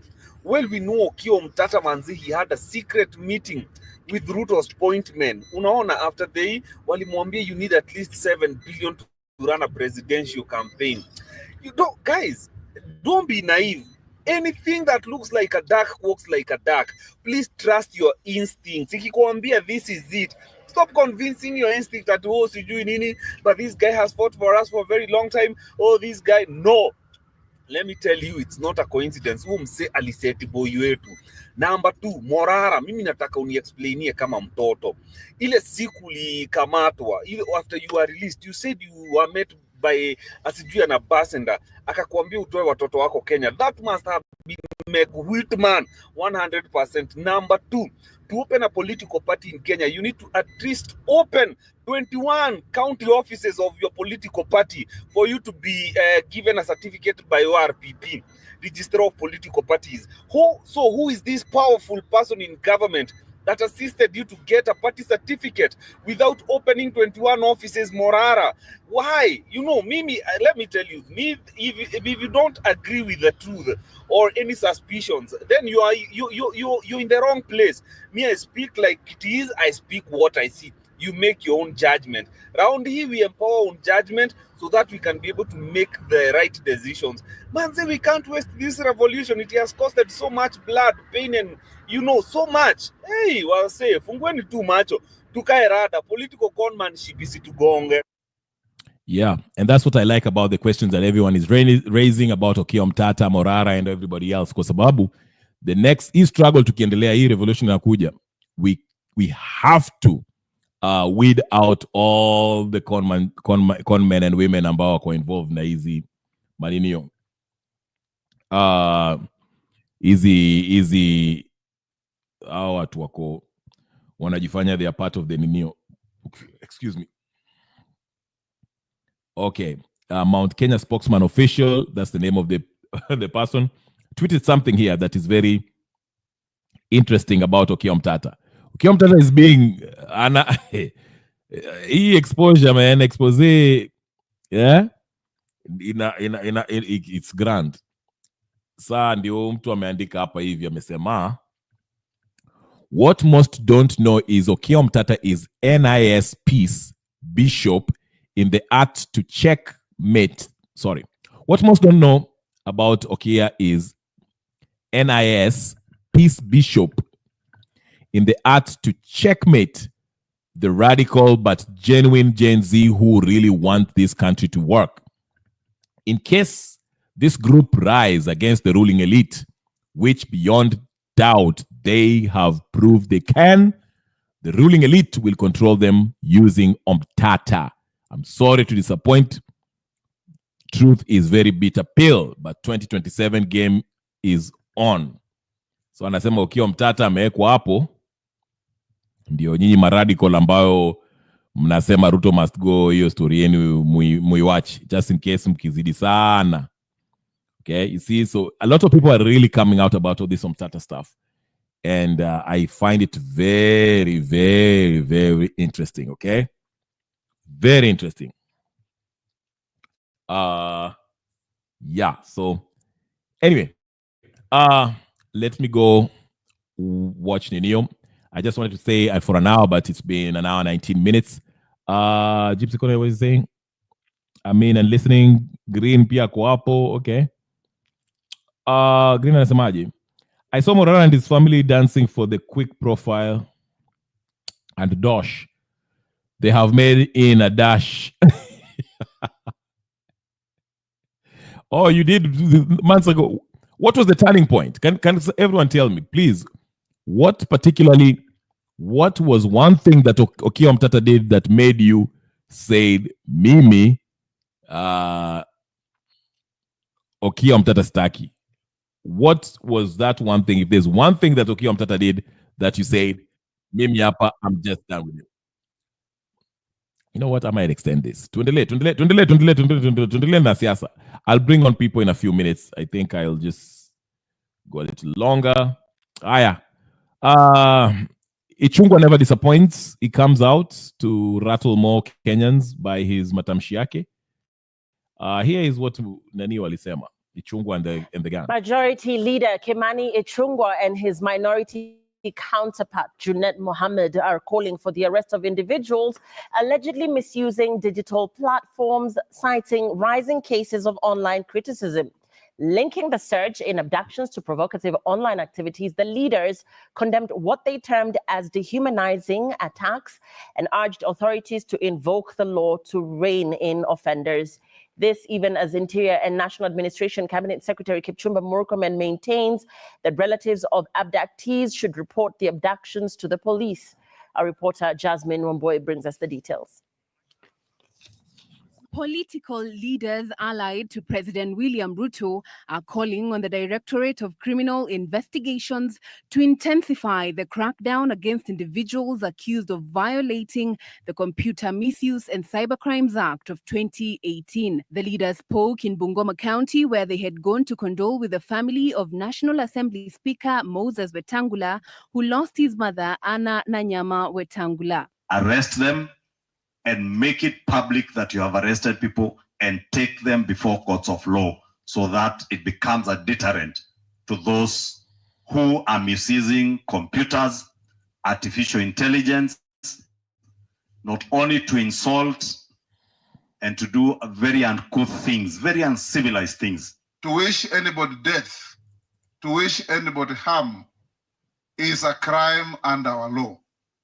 Please, those who are using social media, communicate, raise funds, seduce each other if you are men and women, but stop causing despondency, hate, dividing our society on lines that can be dangerous for our country. Ichungwa even dismissing some reported cases of abductions as fabricated, claiming they are politically motivated. We have seen people alleging that they have been abducted, kidnapped, then they show up, all out of political expediency. If anybody alleges that they have been kidnapped, abducted, and they are not, they should also be arrested and charged. Minority Leader Junet Mohammed has urged parents to take greater responsibility for their children's actions, warning against the normalization of harmful and unethical behavior on digital platforms. Unaruhusu watu mtoto yako anaweka mtu kwa sanduku, hatua ikichukuliwa unalia, unapiga kelele. Mbona ulizuia kuua mtu mwingine? Mtu ambaye amewekwa kwa sanduku ni kama mtu amekufa. And with the number of abductions this month at 6, Interior Cabinet Secretary Kipchumba Murkomen maintains that the police service is not involved. And I want to request the families, the neighbors, the friends of the people who have been, who are said to be unaccounted for, to report that information to the police, and we will support the police to make sure that they do thorough investigations to establish the whereabouts of those citizens. Jasmine Wamboi, Citizen TV. Hizo ni vichekesho ati we support the police, and the police are the one who are doing it. So anyway, ladies and gentlemen, brothers and sisters, I'll stop here. I'll stop here for now. I might come in later on in 2 hours or maybe whatever. But please do me a favor. Like the video, share, comment, and all that good stuff. If you're going to watch the repeat, please do the same. These assholes seem to be more mad about cartoon more than the dead. That's what I was just about to say that. Mama Kekibet is literally pleading with the government, pleading with them to release his son. His son is young. He was supposed to go to Israel to get, to pursue higher education. Here is, these idiots are coming out here and saying, oh, your son should not be posting pictures of Kasongo. These are virtual images. hata kama ni AI images ambao wametengeneza Ruto wako kwa sanduku. That's not a real thing. It's freedom of expression. They are expressing themselves. It's a catharsis for them. Since, I mean, they cannot physically get to Ruto, they are expressing their displeasure about this government by doing so. And that's perfectly legal. It's okay. It's allowed, Wetangula. Don't tell us that that's Ninio. Okay? Freedom of expression. Lakini mnataka kuleta mambo mingi hapa. Nyinyi mnafaa kunyongwa nyote. Wewe, Wetangula, Junet, Ichungwa. These people are just... Karibu, Baraka. Let me see if you have something to say. Wacha niwaekee nini hapo mniambie. Maybe mko na kitu ya kuniambia. Tulikuwa nataka kufunga lakini wacha ni... let me see here. Mr. Baraka Wangira, please, here the link ndio hii. I know you have always, I value your take on what is happening. The link is there on the chat. If you have something to say, unataka kutoa maoni yako, utoe yote ambayo kwa kifua, tafadhali. Link ndio hiyo. How did Ruto know that it's him? Kasongo, hashtag. The shape of his head. The shape of the cartoon's head. And I think, I'm pretty sure Ruto knows how his head is shaped. So, ay. Karibu Wangira. I hope your internet is not acting up today. Karibu. How are you? I'm doing good, Mr. Wangira. How are you doing? I'm doing fine. You know, there is what we call, the power of interpretation. Can you hear me? Yes, I can hear you clearly. You can hear me? Yes, I can. I was Very saying that clearly. there's what we call the power of interpretation. There's what we call the power of interpretation.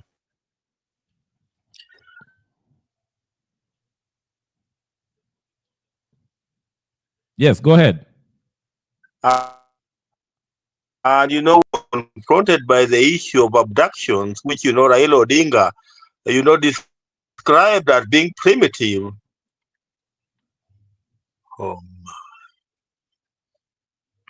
Mm-hmm.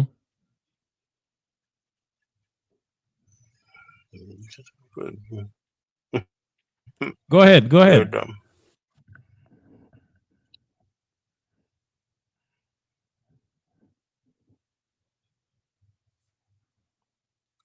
Wangira, are you okay?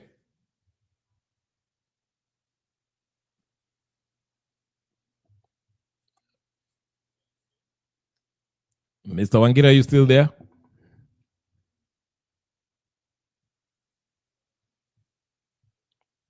Mr. Wangira?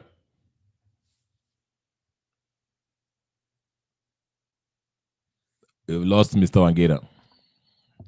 Maybe his internet iko na shida kidogo. We'll give him a few minutes, see if he can come back. And he will finish his point. I think he was making a point regarding the abductions and what Raila's take on that. Okay. So let's give him a minute and see if he can make it back. For those of you who missed Raila's interview, actually,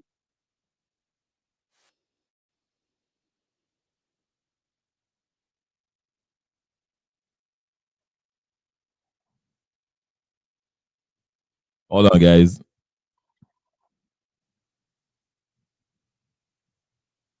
Yeah, I will be playing the Raila. For those of you who missed it, I'll run it one more time. Part of it.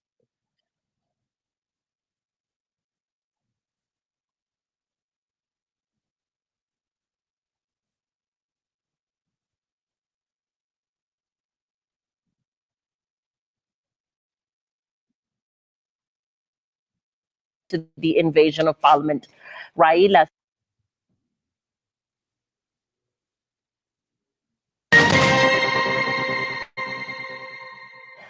Thanks for staying with us. Kenya's candidate for the Africa Union Commission chairmanship, Raila Amolo Odinga, says he helped prevent the country from deteriorating into anarchy by supporting President William Ruto soon after the historic Gen Z riots that led to the invasion of parliament. Raila says there is no formal agreement between his Orange Democratic Party and the president's United Democratic Alliance Party, UDA. Seth Olale engaged Raila on a variety of issues, including the ongoing spate of abductions. Here's that exclusive interview.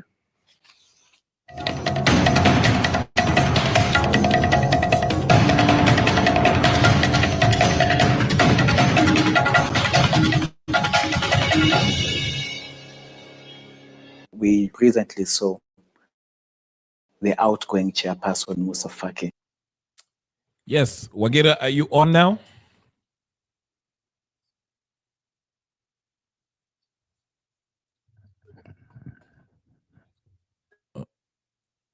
Wagera, can you hear me? Let me try. Hello? You know, the internet is misbehaving here. Okay. Go ahead.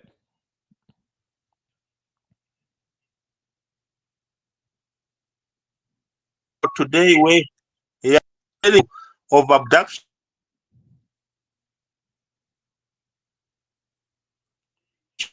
Another new language that maneno ya abduction tutakomesha. You know, when a president of a republic, you know, says that maneno ya abduction tutakomesha, you know, how do you interpret it? Maneno ya abduction tutakomesha. How do you interpret it?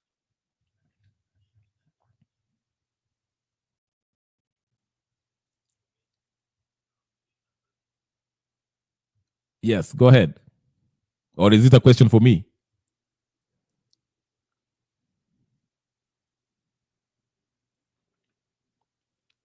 Wangera, are you still there?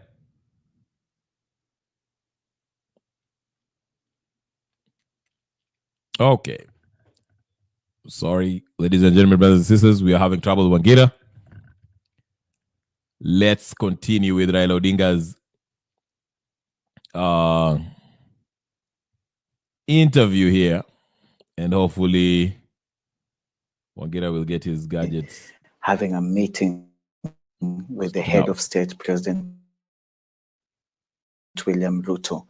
Do you perceive this as a boost in as much as they talked about, you know, issues to do with the goodwill of the members of the AU?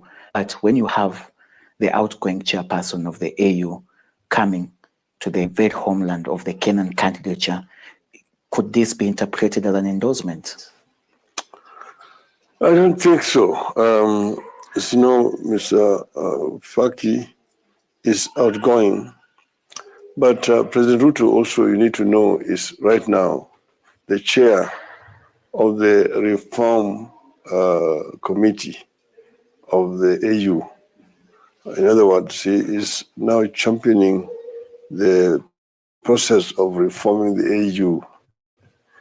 He has taken over from President of Rwanda, President Kagame, handed over to him. So I think that is the basis of the meeting between the chair and President Ruto. I don't think he came to discuss my candidature. And I don't think that he can openly come out to support any particular candidates as an outgoing executive. I know Mr. Faki very well. As you know, he's the one who appointed me as the infrastructure champion.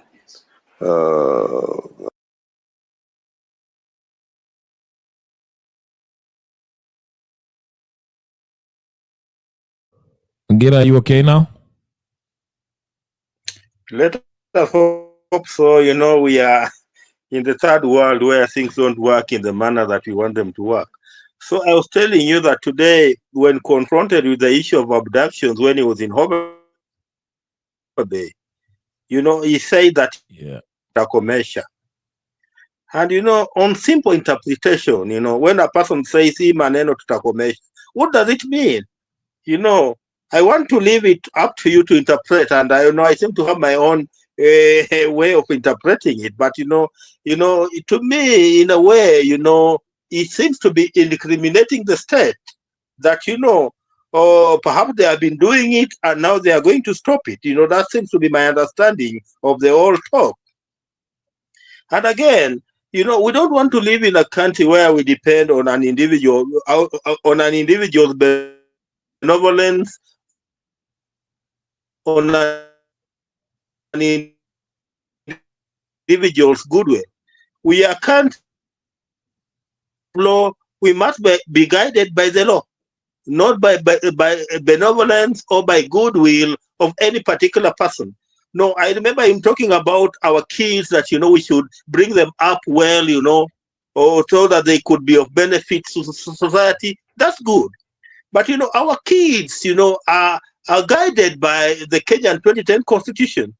They are guided by the Kenyan 10 Constitution. That's my understanding. And again, if you feel that you're offended, however much you feel that you're offended, you must operate within the law. Why should we be having cases, where people are being abducted? I've watched interview today where he has said that these abductions must have been carried out by the police. That's what Raila Odinga said, because he has said that the people who own the handcuffs, he said that handcuffs are not carried around by ordinary citizens. Ordinary citizens don't procure handcuffs. That's what Raila Odinga said. And he was saying that the people who are doing these things are policemen. That is Raila Odinga, a co-partner to William Samoei Ruto in the Mukate-based government, saying that it is the police who are doing these things. And here again, we are being told by the president that maneno tutakomesha. For you to be in a position to komesha something, then you must be knowing the source of that thing. That's my understanding. For you to be in a position to komesha, then you must be knowing the source of that thing. For you to be in a position to komesha, because you cannot komesha what you don't know. That's my understanding. So, to me, where I stand, the state remains, guilty as charged in this issue of abducting young Kenyans. And, Rigathi Gachagua is a guy I don't really like at times, but, he's a guy that many of us don't like. But because of the manner in which he was, treated, some of us have come to like him somehow. And today he has said something that we say that crucify the messenger, but don't crucify the message. Today you say something that is very, very vital.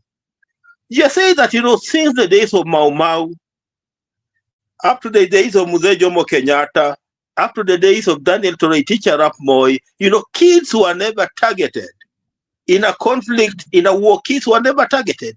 Today we are seeing 18-year-old, 20-year-old, 25-year-old, being targeted, which is, unlike, what used to happen, even in 1952, when Kenya, when the state of emergency was declared, during the Mau Mau times, if you remember. And again, he has said that, this thing is being done by senior people in government, who are not, under the direct control of the Inspector General of Police.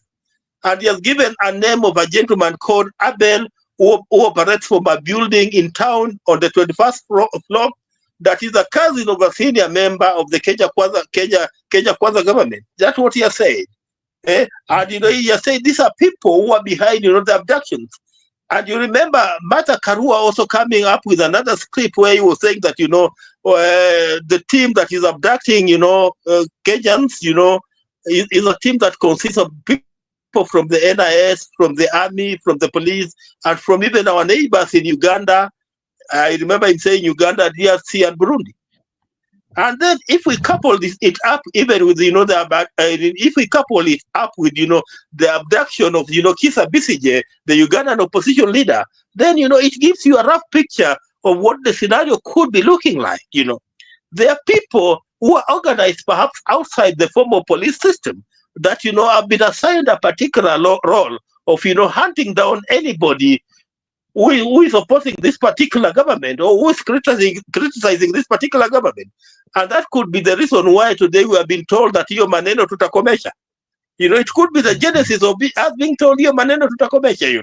Let me just stop there unless you have a question. Yeah. What do you make with some of the people who are accusing Okiya Omtata of being somehow responsible for Kibet's abduction? They are saying that this man has been able to evade the police and the security services up until Okiya Omtata. He went to visit Okiya Omtata on his office, and Okiya Omtata, as we know, it is said that Hanifa, who is part of his presidential exploratory committee, has been rumored to be a member of the NIS. So they feel like somebody from Okiya Omtata's, Okiya Omtata's regime, but entourage probably sold out Kibet. What's your take on that? I agree where we are coming from now, because of, what is happening in this country. Everybody has become suspicious and nobody is believing anybody in this country today because, where we stand. But, where I personally stand, I don't think that, Omtata could be responsible for the kidnapping of the young man Kibet. I don't think so. Because this is a guy who has been in battle with government for a long time. This is a guy who has been taken to court many, many times, I remember. And this is a person who has had, many public litigation cases, against the government for a very, very long time. And even against, William Samoei Ruto of the government. You remember, he's the guy, when the housing fund was part of the finance bill 2023, he is the guy who went to court. And I remember through his litigation, the entire provision was striked out. So I don't think that, Omtata is responsible for selling out, this young person. I don't think so. But because, where we stand today, I feel, I feel what any other Kenyan feel, I could become suspicious, if anything happens to me, I could become suspicious because today nobody in this country seems to be believing anybody because, we don't know who is whose agent. Let me give you an example. During Moi's time, there was this saying that, if you remember that even wolves had ears. You remember during Moi's time, they were saying that even wolves had ears. There was that talk that, nobody was ready to talk even when you were talking to your close friend. You needed to be very sure that that close friend was a truly friend of yours because, we were being told that, even wolves had ears. We seem to have gone back to that scenario where, even wolves have ears. So where I stand, I don't know. Anything is possible. I don't want to rule it out. But where I stand and having known that gentleman, I don't seem to think that, he could be responsible for the selling out of this gentleman. I don't think so. Okay. Now there's a take that I actually it's a peculiar one. Listen to our friend here who made up. I think he's from where you reside, at least your home area. He was making a point about Raila Odinga's take on. Aende State House. Raila Odinga, mdozi wake William Samoei Ruto, ambaye anamsaidia kampeni ya AU, ndiye anapoteza watu. Anakuanga na Ruto daily State House pale. Hiyo sio maneno Raila Odinga kuja kwa public media kutuambia. Aende State House. Aambie Ruto kwa nini watu wanapotea. Aende huko. Sisi kama wananchi, Mr. Speaker, enough is enough. Hata mimi nilipigwa nikaambiwa next ni wewe. I'm ready. Mimi kama Mluya niko na watoto wawili. Nikikufa watoto wataniita. Sina hasara. Mimi sina hasara kwa maisha saa hii, ni kukula na kukufa. Mluya ukishazaa mambo ni mawili, kukula na kukufa. So hii government, Mr. Speaker, sisi kama vijana hatutanyamaza. Na Raila Odinga kwa straight. Okay, so Mr. Wangira, based on Nuru Okanga's reasoning, I think there's two things left for you, just kukula na kukufa. So I want to agree with Nuru Okanga, and it was the same position I took, the day Raila Odinga came out, in a press conference where he seemed to have condemned, what was going on in the country in the name of abductions, because Raila Odinga is part and parcel to what I call, the Mukate-based government, what Babu Owino calls, bed-based government. They have gone into bed together. So, Babu Owino calls it bed-based government. So, if you are in a bed-based relationship, like husband and wife, you don't go to the media discussing, things that you could have discussed in bed. So, I am in agreement, fully agreement, that these are issues that Raila Odinga could have confronted William Samoei Ruto head on, normally meet than, come to the press, to try and play to the galleries. Because, this is a serious thing, a very... Are you there still?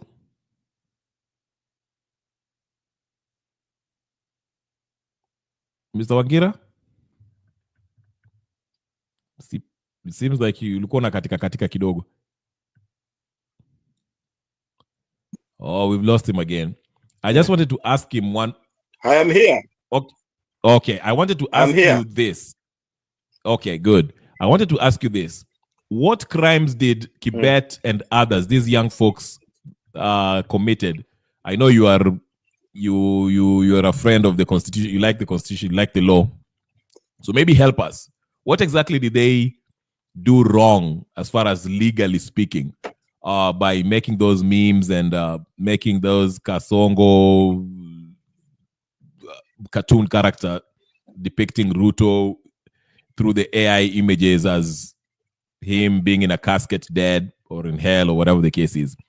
What provision of the law did they violate? Because I saw a Tangular saying that, wishing somebody's death is unlawful.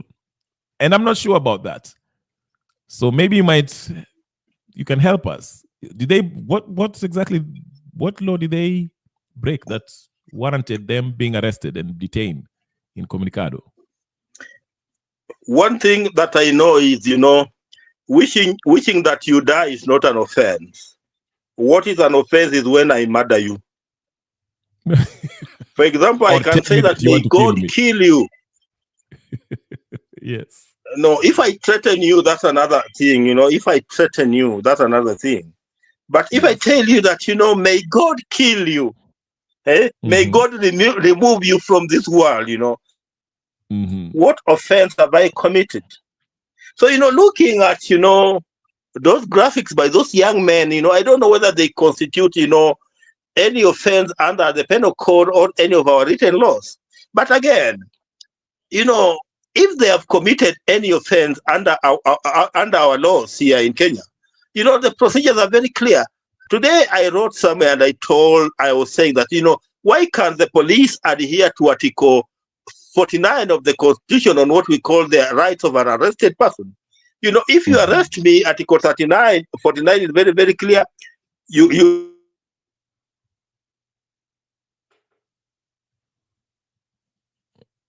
Oh, we have lost you a little bit.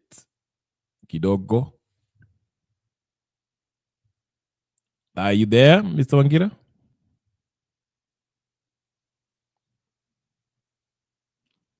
Seems like we've lost him again.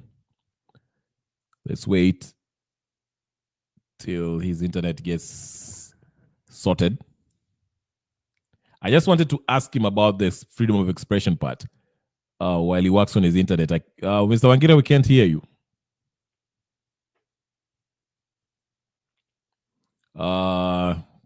Maria anasema, but kusema ukweli watu wanataka Ruto afe na Mungu atasamehe. Hai, mnataka Kasongo akufe. Ai, lakini Wakenya jamani. Mnataka Ruto akufe. Hata mtaki aondoke, mnataka akufe. And worked very closely with him during that period of time. So he's retiring, and I wish him well. Hold on. In his new endeavors. But as it was now, it. Okay, let me bring Wangira back.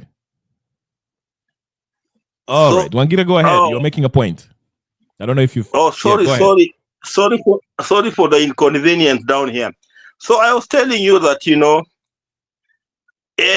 assuming that, there is an offense that they have committed, then, there are procedures, on how to handle a person, under what we call, the rights of an arrested person, provided for under Article 49 of the Kenyan 2010 Constitution. And it's very, very clear.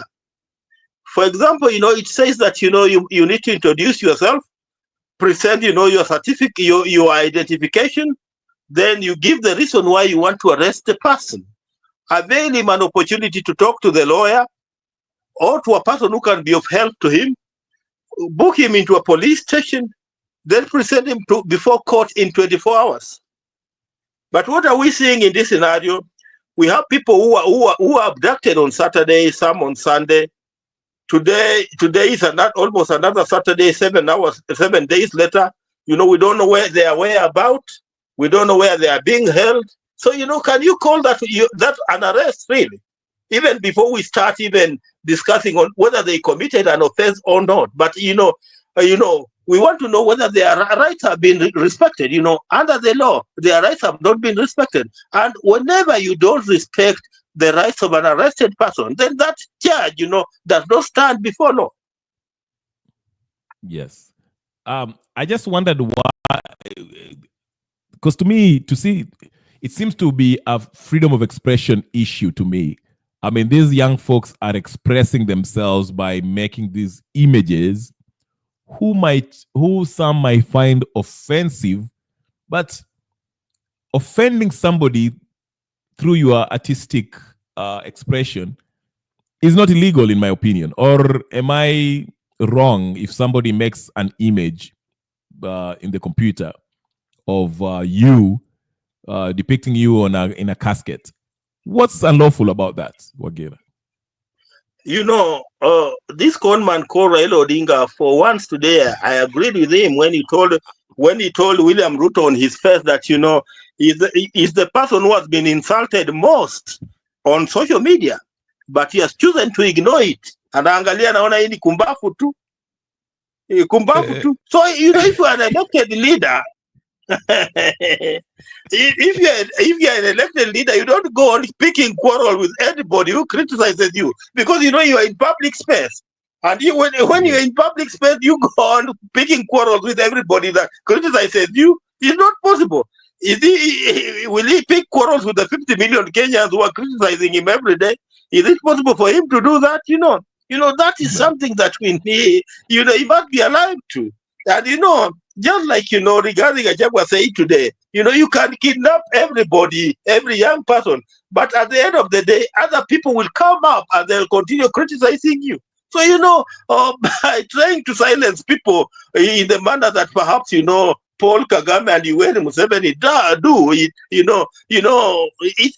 in this country and in the environment in which we are living in, it's not workable. It's not workable at all. It's not workable. The best thing is to ignore. Let him ignore them the way, perhaps Uhuru Kenyatta used to ignore most of these things. Just ignore them and they pass. If you ignore them, they'll pass.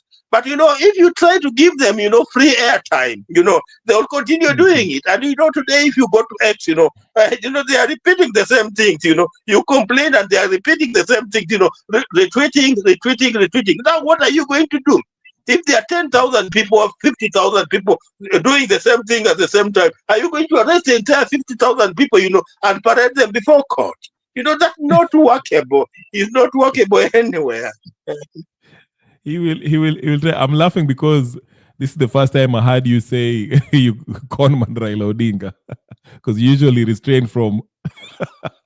you call him a ghost worker. I mean, he has ghost worker or something like that. Number one ghost worker, but to call him a conman, I think that was a refreshing statement. I couldn't imagine a few months ago you calling him that. That's why I found it funny. Mabri Karibu, I see you in the comment section. Unaweza kuingia if you want to. Link is in the chat. But where do you see this going? 2025 is by every indication, I think it's going to be a rocky year politically. I mean, it's going to start midnight with the Maandamano, which is planned on the 31st, Tuesday, crossing on to Wednesday, which is fast. Where is this going? Especially February, we have Raila Odinga. He will know his fate, whether he becomes the new AUC chairperson, or he will have to come back and find something to do with his life. Where do you see the future? If I was to ask you that, where do you see us going? You remember the other time I told you that William Ruto has opened so many fronts to deal with, and strategically that's a wrong move. You don't need to open many fronts, because today he's tackling the Gen Zs, he's tackling the Mulima.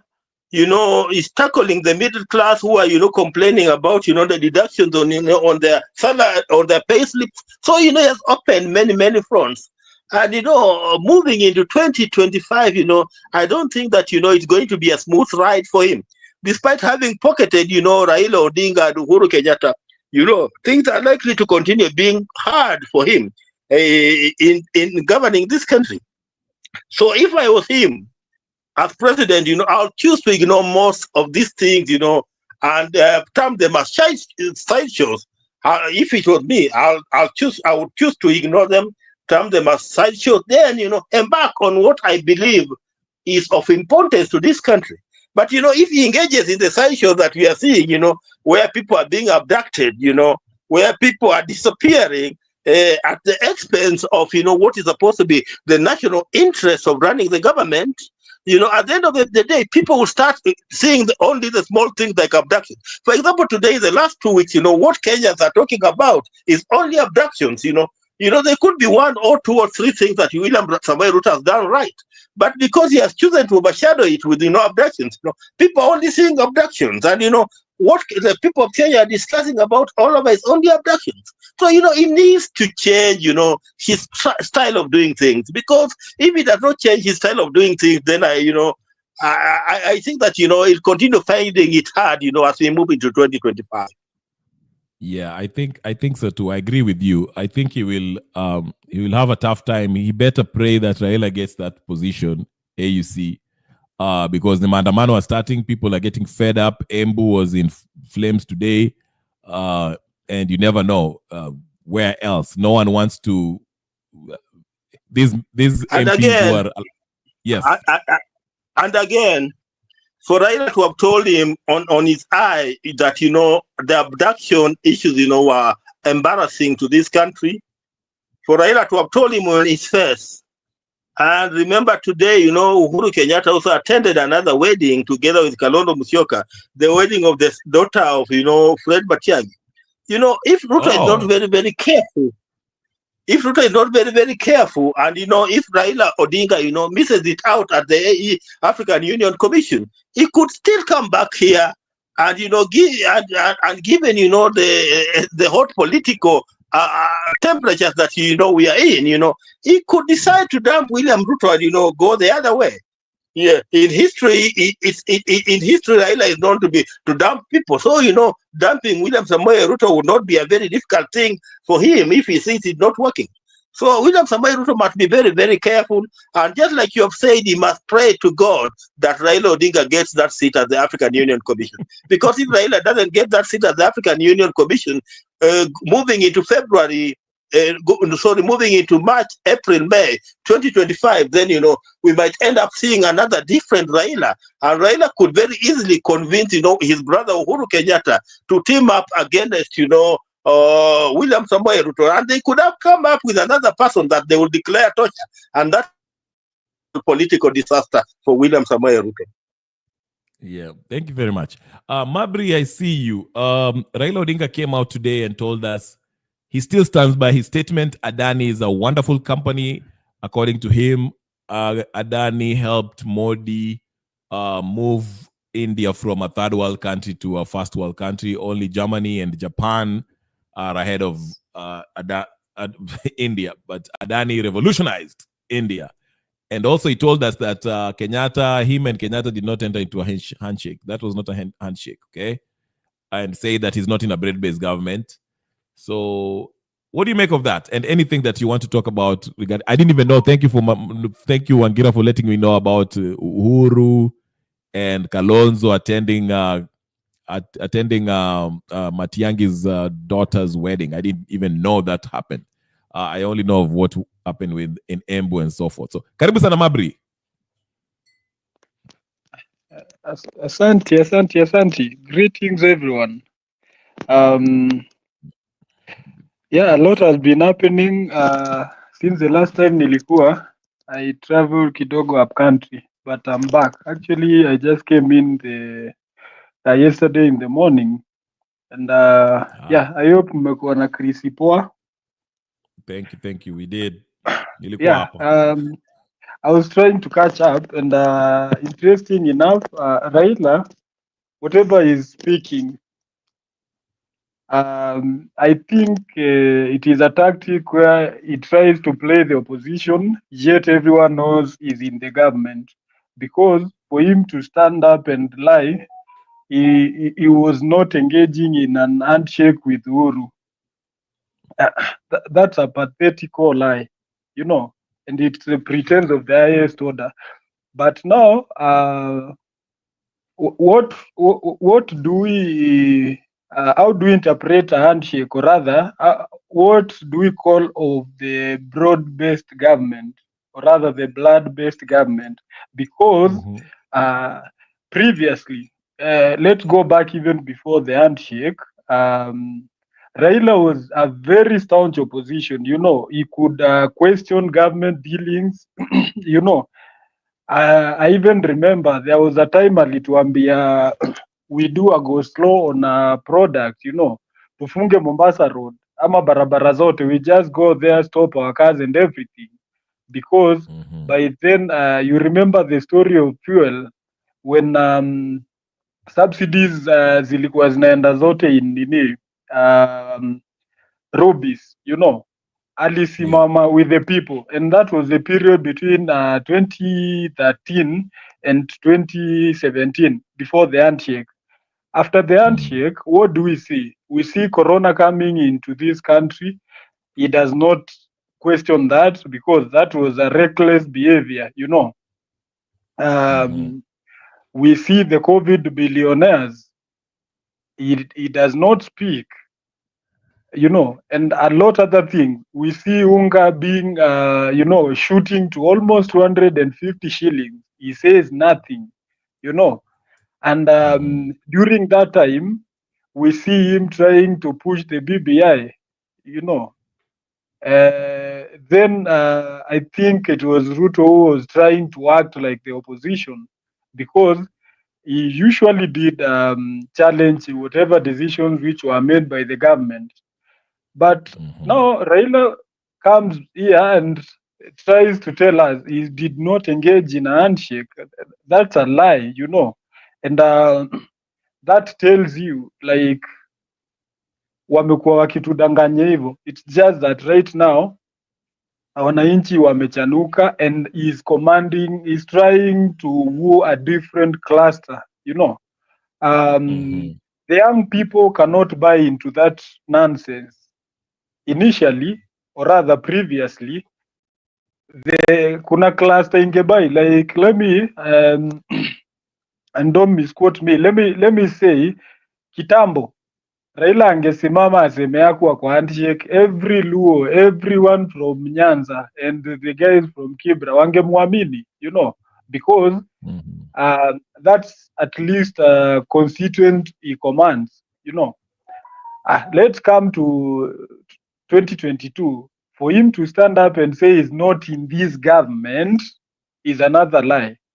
Amerent the deputy party leader, the chairperson of the of the party. Actually, the two deputy party leaders, that was Oparanya and Joe. The chairperson, who was Mbadi, what do we call of that? Because I want to believe the reason why we have the minority seat in any in the parliament, or rather either in the Senate or parliament, is to make sure they challenge the government's decision, if they are not aligning to the interest of the Mwananchi, But what do we see of them? Oparanya himself alisimama akatuambia history ya what do we call it, Asla Fund, tusilipe ni pesa yetu. Right now he's in the government, he's saying hiyo pesa ni ya gava tu, we should pay. In fact ni anatutisha, anatuambia atatutafuta mahali tuko tulipe, you get. Yeah. Mbadi was in parliament, before the Gen Z nini maandamano, ungemsikia akiongea hapo, you get. Opio Wandai kwanza, minority leader, like, right now they are talking different. What do we call of that? Because being in the government, or rather like being an opposition, means you're challenging the government. What Raila has done is hata position yake you can't tell, because normally any sober leader would stand up and condemn any abductions. Hiyo ndio kitu amedu. Hata Ruto sahii ni vile haezi sema kuna abductions, or rather hawezi accept because is the president, and it paints a bad name akikubali the police are abducting people. Yeah, tuliona different nini from this Kanja, the IG of police, akisema police are not engaging in abductions. We saw what Morara said, that like kumesetiwa up another kind of special unit to abduct people, and that if there's such a special unit, they cannot answer to the police, and they cannot be affiliated to the police. That's an unregistered, or rather an unrecognized entity yenye president ameamua kudeal na watu that way, because haezi tuma polisi wakuje kuabduct watu, and that was an issue during the maandamano. You remember during the maandamano there was an issue of Ugandan military coming to Kenya to help deal with easy maandamano, you get. That's when tulipata people coming na masks, wengine wamejifunika vitambaa. Right now watu wanakuja kuabduct, and we even saw it from the Kitengela too, wakisema mahali walipelekwa. It is like tuna introduce you back to the torture chambers of Moi, So Raila asidanganye watu, you can't have your cake and eat it. The fact that ati sijui kina nani wanaongea huku juu, kina Sifuna, they want to show how ODM is still in the opposition. Raila, I think ODM should step aside, and act like they are part of the Kenya Kwanza administration, because the reason why we voted, we were voting the Azimio against Kenya Kwanza. In Azimio, we had the party leader who was, or rather the flag bearer, not the party leader, because they didn't have a party leader. It was a flag bearer. That was a coalition. We were voting in Raila being the flag bearer, and mother being the deputy. You know, we want to believe there were some agreements within the party coalition. Now, with ODM gaining the majority numbers in Azimio, it complicates everything now that they've joined the government, you know. And complicating everything is in terms of, you know, what do we call a party like Wiper, which has at least some numbers and which has like the second majority members of parliament within the Azimio coalition. You know, what do we call of that? The role of the opposition and Azimio, which was assuming that role after losing the election, was to hold the government accountable. Why do we see majority of ODM guys like supporting what Ruto is saying and shamelessly threatening Kenyans? You know, Yeah. There's then no opposition. there is no opposition na tuko hapo because Raila amefungia is one hand in the government, the other hand in the opposition. Now akijitenga as a coalition, nimejitoa like as a member coalition, ODM imejitoa, at least it gives a way for the likes of now the kina Kalonzo to form now a serious opposition.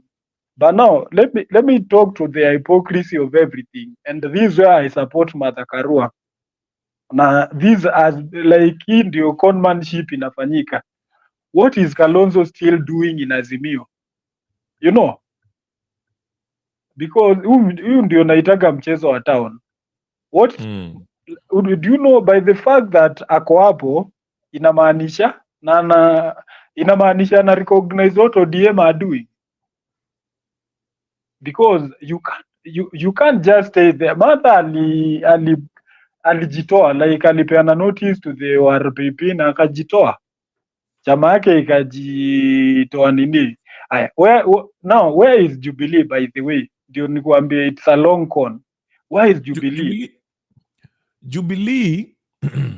Jubilee kwa Azimio walisema kwa sababu there was a time they wanted to leave vile it was under Chege and yule mtu mwingine anaitwa nani, Kanini Kega.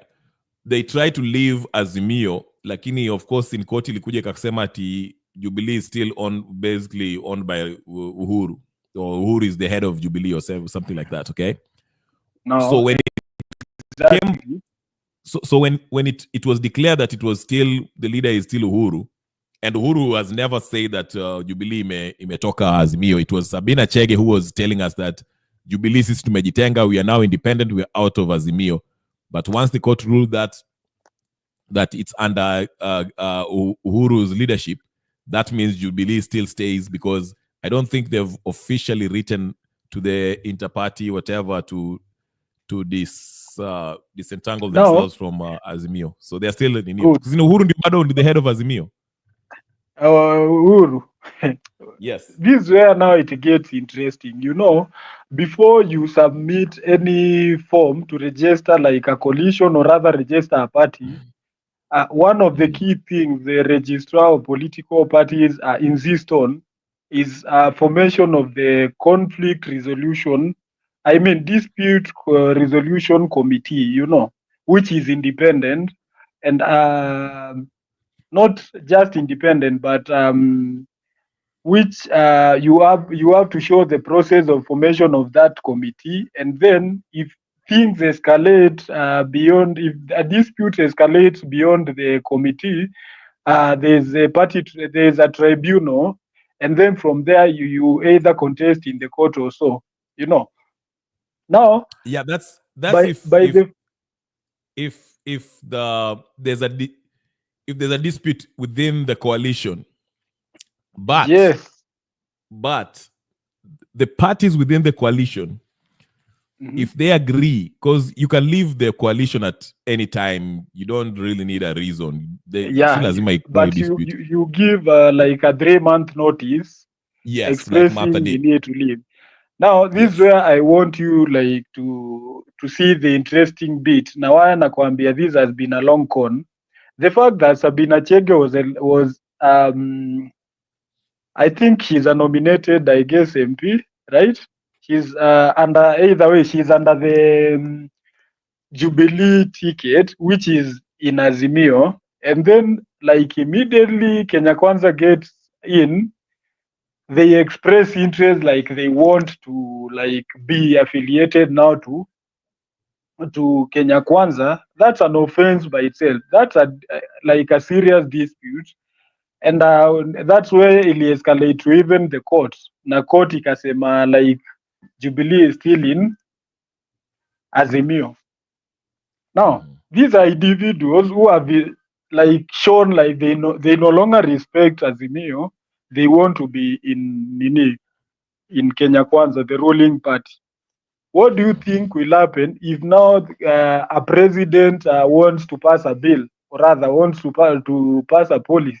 It will be easier. They will just, because Sabina Chege sahi vile wameona Central imeguzwa, mlima imeguzwa, ndio wameanza kuspeak against the government, na sijaona hata Sabina Chege akiongea.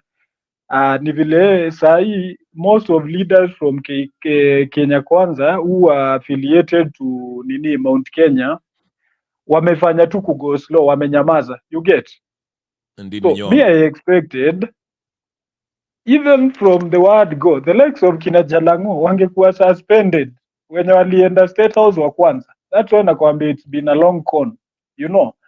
Aya, ukiangalia right now what is happening, the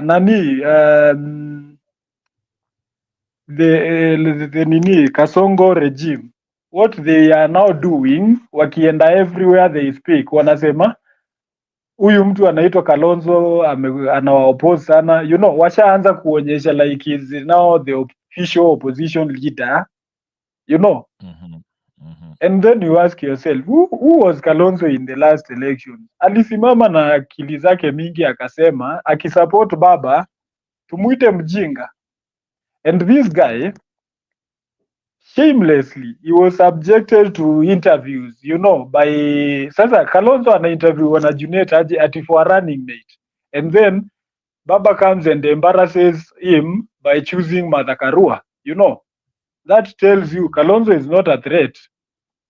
And now it is like he's contesting for the seat with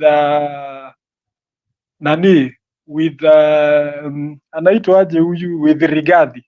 And you know what will happen in any case when the court decides like Rigathi was legally impeached, you know, he can't stand in 2027.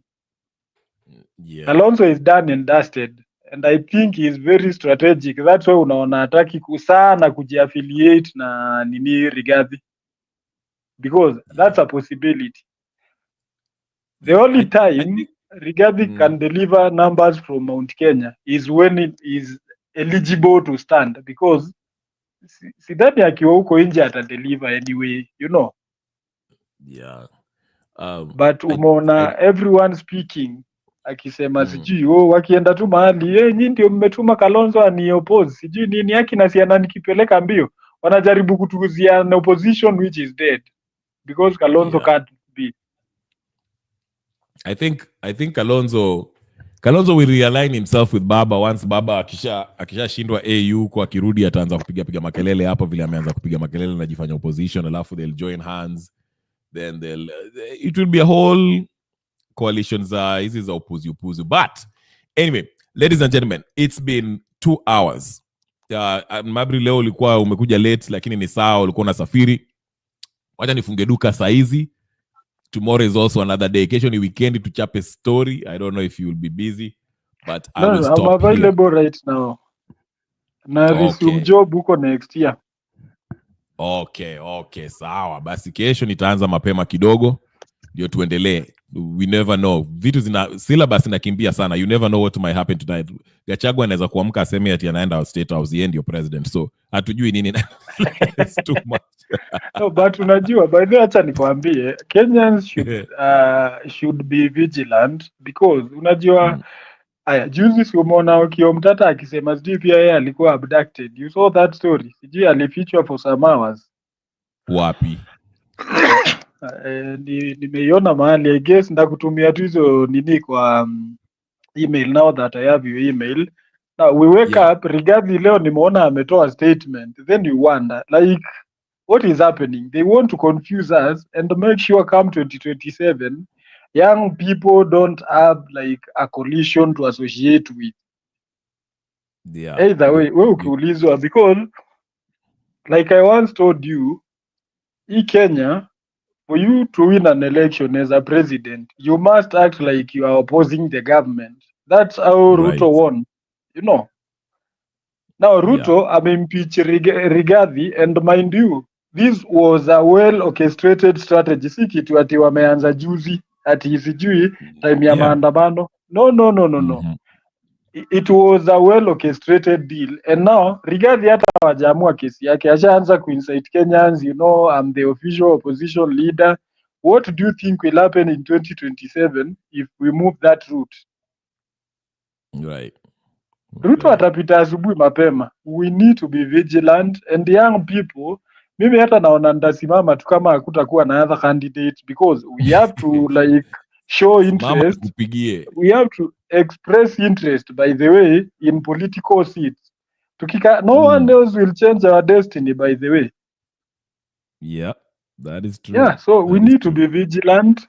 Na pia abductions imezidi mazee. Make sure you reach out to your friend. Nipigie, I mean nipigie, nitumie hizo ninio za Mtata. I want to, Mtata tunamwangalia vizuri. Kibet alienda kumvisit na kapotea, so we'll see that. But all that, we'll compile that na tuzizumzie kesho. Thank you so much, Mabri.